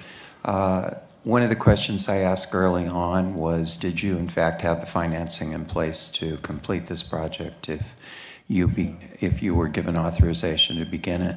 So could you, given the changes in time now, define for us what your plans are going forward if you get this approval? Yeah. In general, this project will need to get some pre-tenanting. Most commercial lenders will want to see some pre-leasing. We've been attempting pre-leasing for 4, 5, 6 months, and we have a number of applications. So we're very hopeful, and we've had a number of lenders express interest in the project, but that's an evolution that will carry through over the next 3, 4, 5 months. I can't speak for lenders. I can't speak for tenants either. But to the extent that it appears now that we've got some willing tenants and some willing lenders, and we're going to do our best to make the project happen. Okay. So you do not now have the financing in place? Construction financing cannot be put in place before being permit ready, so that would be an impossibility. Okay. Thank you. I don't think there are other questions. It's now before the commission. I'm going to leave it to the committee if you have a motion.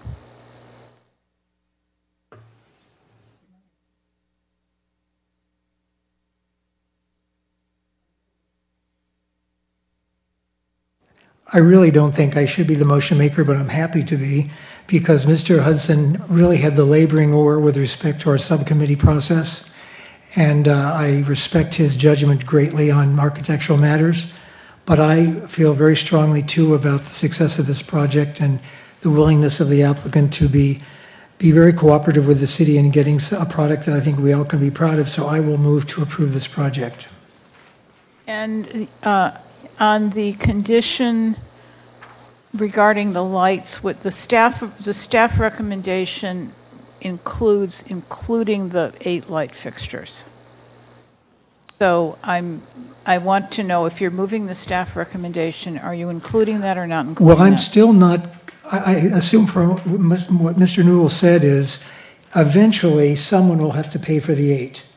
but we don't necessarily have to require the applicant developer to put in all 8. I probably misspoke about the price of it, but I do think for all of the reasons that he's listed, I would go along with the 4. I'm perfectly happy with requiring the 4 light fixtures as opposed to the 8 in my motion. So is that agreeable to the seconder? Yes, I think, my mic is on, yeah. The city will always maintain the discretion in the future if it wanted to pay for them. I don't think the city will have to pay for them. If we decide they're not needed in the future, then they're not needed.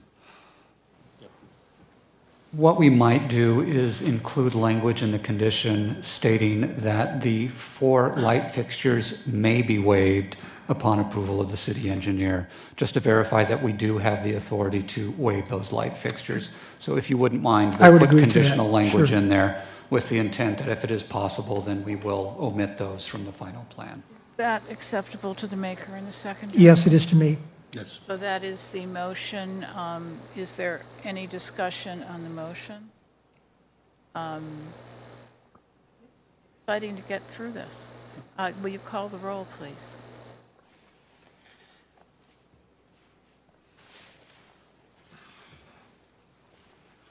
The motion passes 5-0. Congratulations. With 2 absent, you have a project. Thank you. Thank you. You did a great job.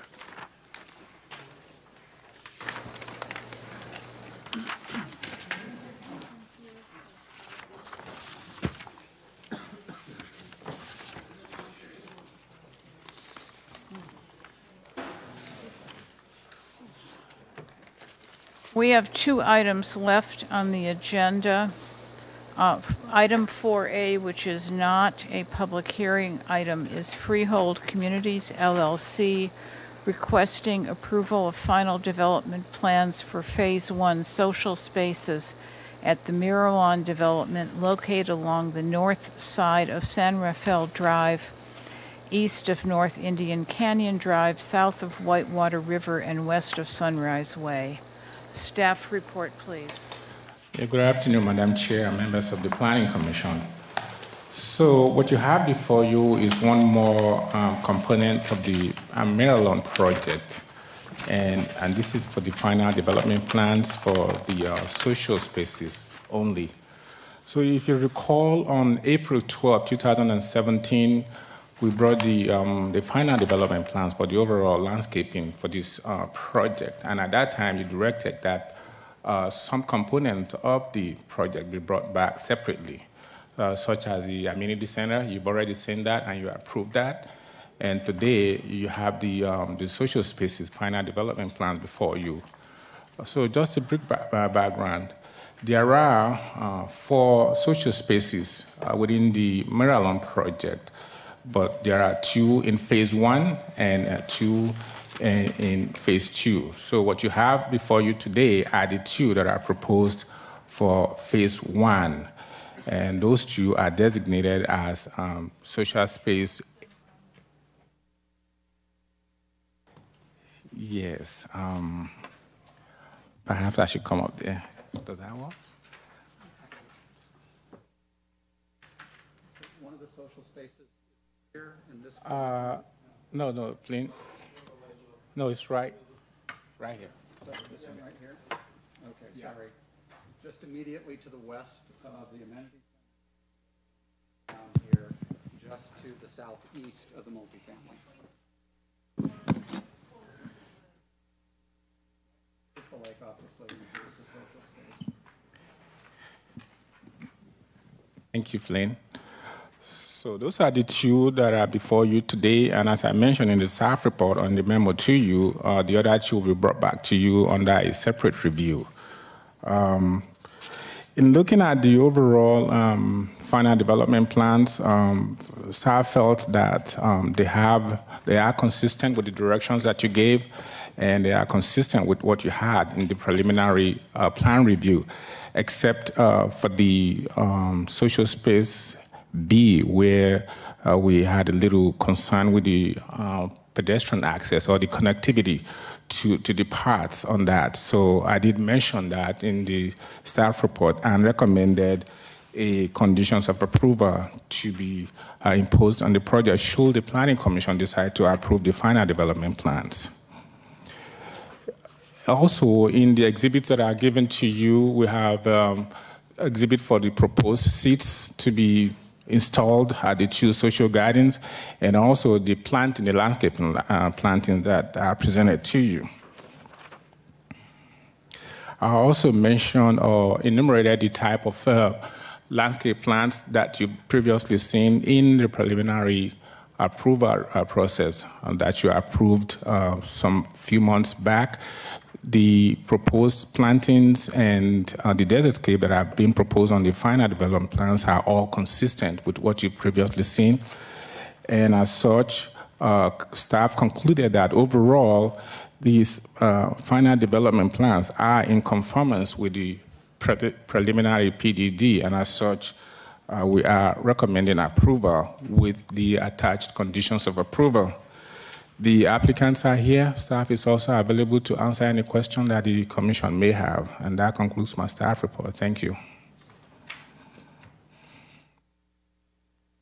People have questions of staff, or shall we reserve this for the applicant? Commissioner Donenfeld. My question is, when AAC reviewed this back on March 20th, 17, did they review the specific plant materials in the social gardens that we are looking at today? Yes, they did, and they were satisfied with those because I looked to them. There are experts in terms of landscaping issues. They've looked at these in the same detail that we're getting them today. Correct. Thank you. If the applicant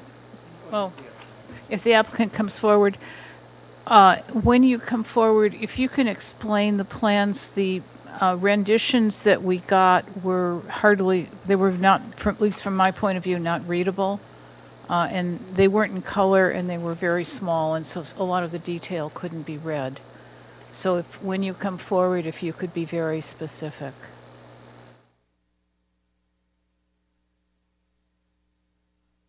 Hi.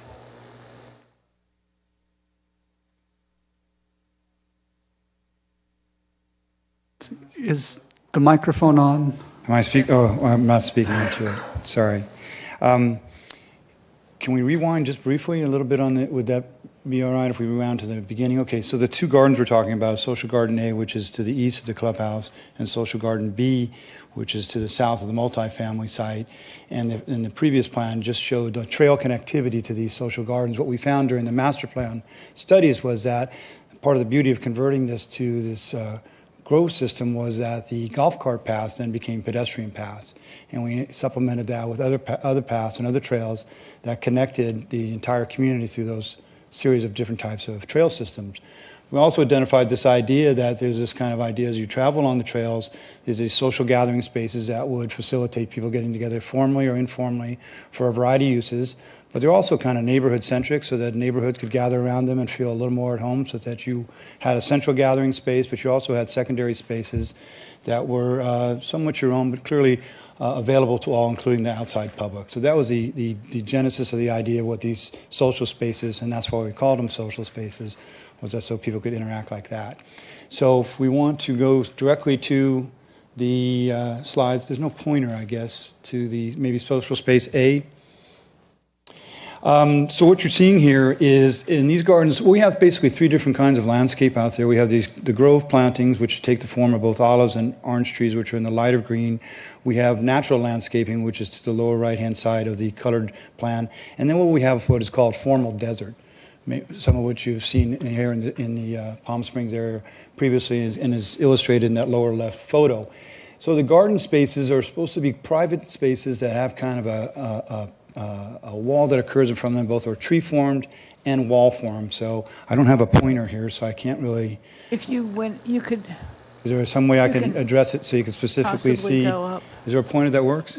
I don't think you're going to have a pointer that works on the screen, on the TV screen, but if you want to take the microphone and perhaps stand in front of the screen. Is that okay? Sure.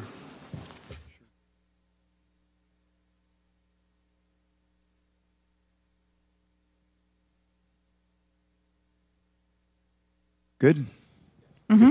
All right, so this is the road as it is. One question was asked, where does this occur? So the clubhouse is here, the road circle is here, and the social garden is slightly lower below the road, and this is the existing lake. So what we're suggesting is that there's a trail connection from the road that comes down, connects to the existing concrete walkway that was formerly a golf cart path. And as you pass through this space, you're going to pass through a citrus grove, and that's relatively modest in size. You can see here item 10 is some of the planting for the olive groves. The idea, as I said, is both wind protection, it's kind of a secret garden idea, and also kind of really contained space that focuses on the water. So all these were picked selectively so that you sat in these spaces, you got a tremendous view of this natural amenity that already exists.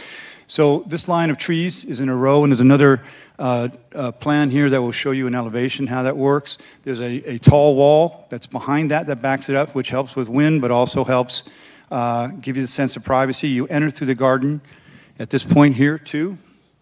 As you come into the garden, this is a gathering space. It has a cover on it. It has a metal trellis structure. It'll have seating in there and a fire pit. There's a long lawn on the front of that space that can be used for informal or formal uses, parties, kids play, and it's appropriately sized in that regard. Then 4 is a collection of vegetable gardens that are available to community residents to use and grow their own vegetables. And we think that is going to be a highly used segment of the garden. Next. We were asked to study this so that it was handicap accessible. So this is a little bit of a technical drawing, but we've gone through this. We've coordinated with our civil engineer that this is in fact entirely accessible in either direction for handicap use. Oh, thanks. This is an elevation looking, as I mentioned earlier, this row of trees in this formal desert planting that we talked about. You'll pass through this portal, as we talked about in terms of the wall. We are going to give this garden a more exciting name than Social Space A and Social Space B, so the marketing people will come through and put names to this place, and there's a small signature that will occur on both of these gardens. This is an elevation view here of the trellis structure, very kind of postmodern in nature, metal structure, certain amount of shade, and the fire pit below. This is Social Space B, similar kind of program in terms of materials and theory, but it's slightly different configuration. As you come in off the main concrete former golf cart path, you'll enter a tree bosque, a double row of trees. Our tall wall is here with our passage in to our trellis structure and a fireplace here, lawn, vegetable gardens, view to the lake. And again, we went through and did the studies so that it's entirely handicap accessible. I should also note this also gets a citrus garden as well as the olive garden. Same elevation study, similar idea. Just some details, if there's any questions about this. This is the wall as you enter the space. This is a detail of the fire pit section and a plan view of the elevation with an image photo of how it's going to appear. Similarly for space B. And this is a plant schedule which we discussed, was viewed through the city, and it's entirely desert appropriate plant material. And all in all, we think it's a really strong planting scheme. Can you talk about what the trees are? You know, we have a host of them, and we still haven't got to final form yet, but we're certainly interested in Palos Verdes, we're interested in mesquites, we're interested in desert willows. Those are kind of our standard pattern, and we're looking at some other trees. Which ones will hold up best to the wind? I'm sorry? Which will hold up? The mesquites break in the wind sometimes. The Palo Verdes lose their leaves in the wind. Mm-hmm. So what are you looking at in terms of wind velocity? You know, we're going to have to study that, I think. You know, that's why we haven't finalized it yet. We know that there is wind out there, so we are going to have to understand what's the best material for that site. But we have our list is more of a menu, if you will, at this point. We can come back to you with more specifics. It would be important to know that that both the leaves and the limbs will hold up to the wind. Okay. We'll come back to you with that. And that's your planting palette? Yeah, these are just some images of plants that, you know, that are being considered, you know, whether they're agaves or the giant bird of paradise, or desert Mexican bird of paradise, lantana. So this is just some images of some of the plants that are being considered. And then the furniture? The furniture I think is going to be selected as we go forward. We're trying to decide about whether it's fixed or movable. So that's a discussion we're having with our client. But it will be nicely furnished, as I said, and it will be, it'll really enliven the space, we think.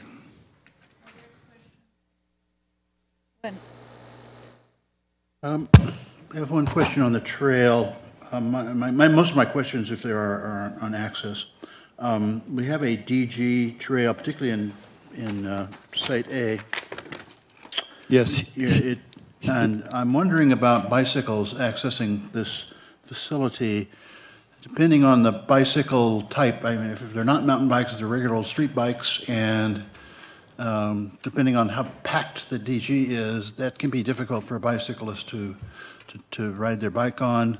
It might be more appropriate to have a more solid surface to go from the concrete trail to the facility there. Just thinking for bicyclists, because they're going to take that, that'll be a destination for them to go to. And it might be better to have concrete or whatever facility there to replace that DG in this case. I'm not saying there's a general statement, but in the places where we have bicycles are anticipated to go, I think it might be better to use a solid surface. We typically get 90% compaction at DG level, but we can look at some stronger materials. Yeah. Commissioner Hudson. To follow on that discussion, do you have bicycle parking allotted or some way of stashing a bicycle? I guess my other question is, other than by arriving at these two sites on foot, is there any provision for motorized carts or somebody that's disabled, differently abled? How could they possibly get to the site? And if I come in a motorized scooter, let's say, is there a provision for parking, of that sort of vehicle? I think I'm going to defer that question to Brad. As designed, we have not set aside specific parking for motorized vehicles. One of the discussions we had early on. Can you try and? Sorry. Yes. The mic should extend higher, but it doesn't. That's right okay. Now. While we checked for ADA access, we didn't necessarily accommodate electrical vehicle parking. And certainly something we can explore. These are relatively free forms in as much as these are former T's and greens. So I won't say they're a complete blank canvas, but there's certainly room for accommodating certain necessary facilities. One caveat I would make, and I think you're making a clear distinction between electrical vehicle use of a recreational variety and one that's absolutely necessary. I just would reiterate the fact that we had a discussion with respect to the recreational notion of allowing those sorts of vehicles on our walking paths and specifically precluded that. I guess my other comment is, I think these could be wonderful spaces, community spaces. You mentioned having these, lawns used for parties or whatever, and along those lines, if, let's say I'm a resident and want to have a party, where's the caterer going to park? There's just a lot of logistical things that I think need to be layered onto this design to really make it, as successful as it should be. And I think, I hate to say it, but some sort of vehicular access, even if it's for something like a special event for a party, or even, some of the infrastructure for something like that in terms of plumbing even might be a worthy thing to look into. Yeah, the cart paths, the concrete paths as we refer to them are frankly cart paths. And these will be HOA maintained facilities, so there will be vehicular access, again, not recreational, but for maintenance purposes. So you will be able to get equipment to the site. We haven't planned for plumbing. I think when we say, parties and social gatherings, they would be shorter in nature. We do have, or will, upon construction, have, close to a 12,000 square foot amenity center that will have similar open areas that could be reserved for larger parties and those sorts of things. So we envision this as more a casual setting where friends gather, maybe they throw a Frisbee, maybe they bring a bottle of wine, and to the extent that becomes slightly more organized, we wouldn't obviously object to that, but we would expect that, more formal gatherings that do require catering and restrooms and those sorts of things would be held elsewhere. But some of the other amenities that haven't yet been mentioned, or maybe one, we are going to wire these for Wi-Fi. So to the extent that people are out for walks, want to take a break, check their email, check the latest news story, they'll have some shade to do that. There'll be potable water there for drinking fountains and also for watering dogs. Did you say there will be drinking fountains? Yes, that's the plan. That was one of my questions.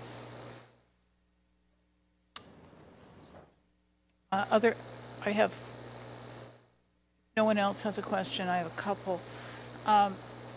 When I looked, I'm going back to social space B. We had wanted the access, if you go through that, and it's in the staff requirements. We had wanted the access through the closest point of access. There is one, if I can point it out.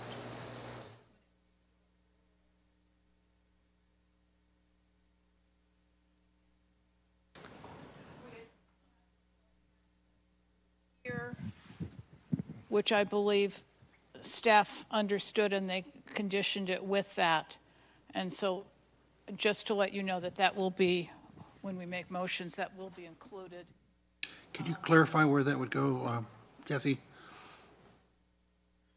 There's a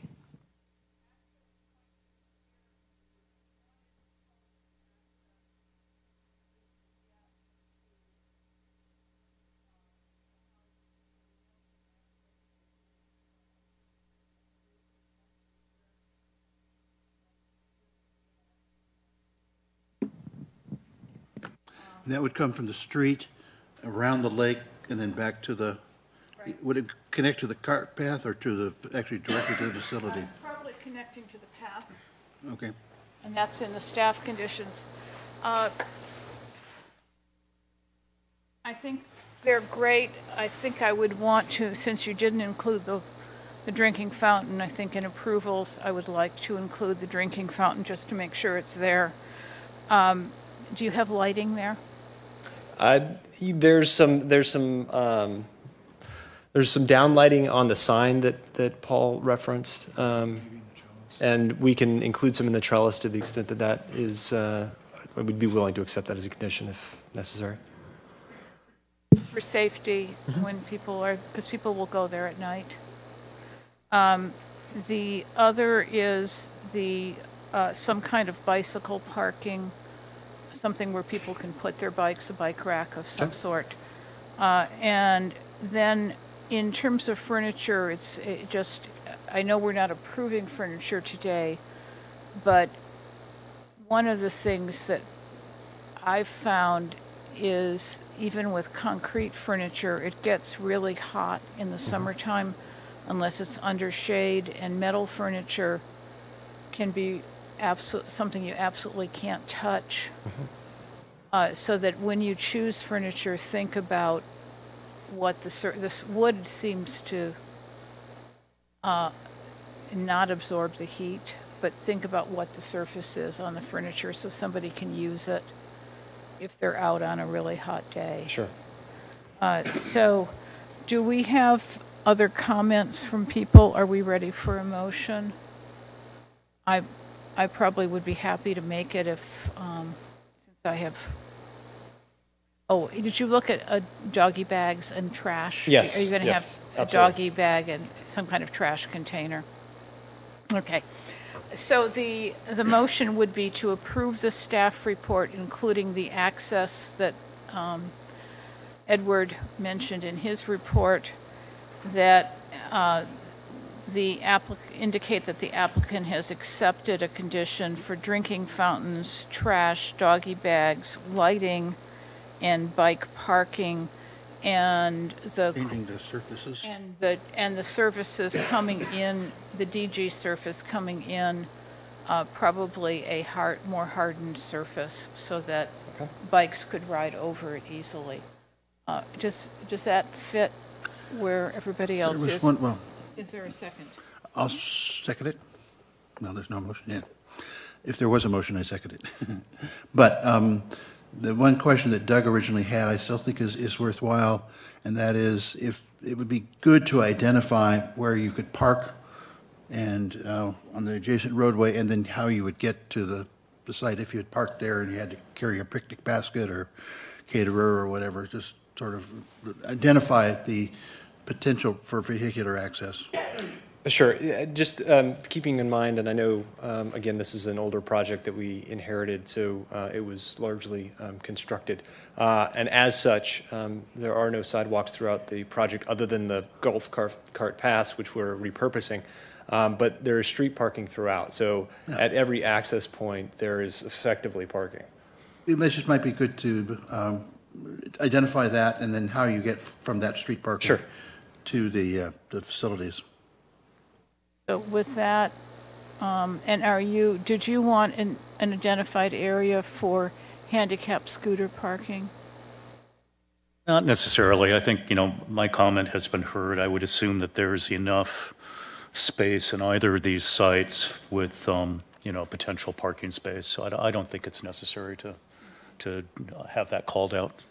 Glenn, do you have the whole motion? Yes, we do have that, including staff's condition for the pedestrian access to social space B, the added condition to show bicycle parking, include drinking fountains, doggy bags, trash receptacle, also to make sure that the DG surface to the social spaces is adequate for bicycles to travel on that path. And then the last one added by Mr. Callardine in terms of identifying the potential route from street parking to the facilities for loading or unloading of any catered goods, et cetera. And including lighting. And lighting, thank you. The motion has been made and seconded. Our screens are dark.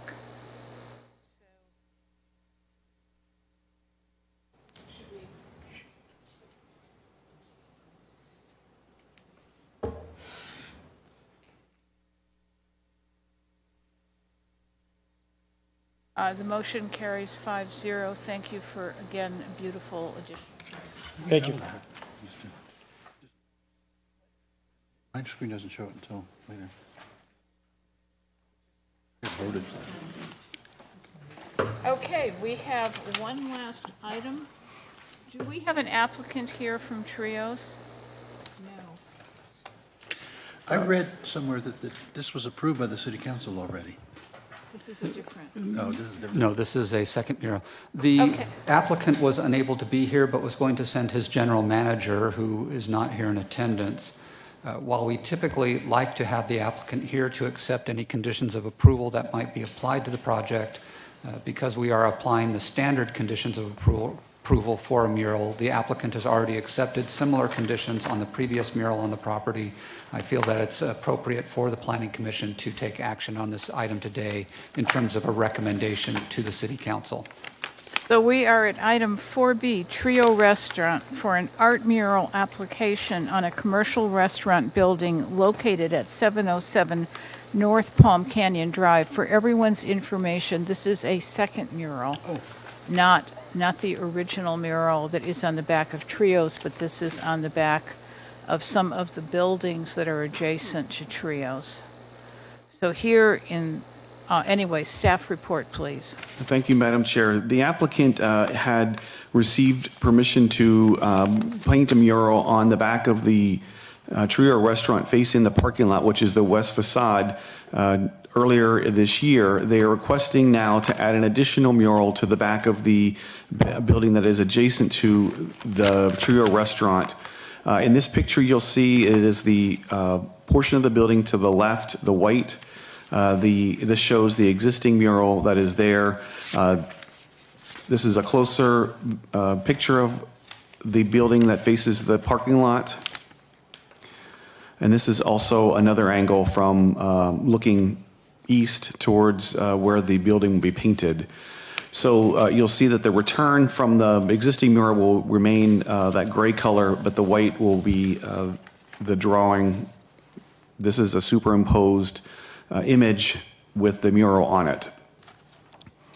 So it's the same artist who had done the first mural, MDMNA. It's a Los Angeles-based designer. This project has been before the AAC and had a recommendation of approval. It also was before the Public Arts Commission with a recommendation of approval. The mural ordinance allows or requires the Planning Commission to now make a recommendation to City Council, which it's scheduled for next Wednesday evening. That concludes my report, and I do want to relay that the owner, Tony, emailed me this morning. He had an emergency. He could not be here, and he was going to see if his general manager could attend, but they're not here today.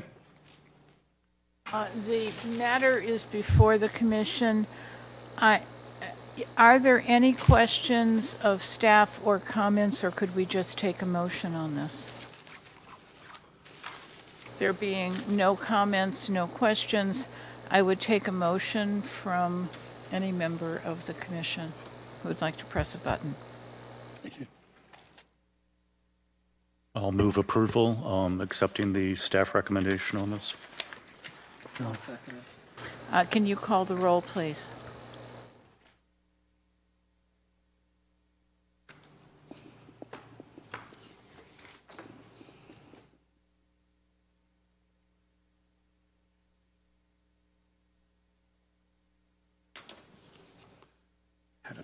If you can't, maybe we can take a voice vote.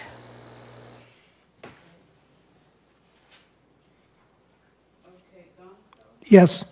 Your mic. Mike. Donenfeld? Yes. Hudson? Yes. Middleton? Yes. Vice Chair? Colleton? Yes. And Chair White? Yes. Thank you.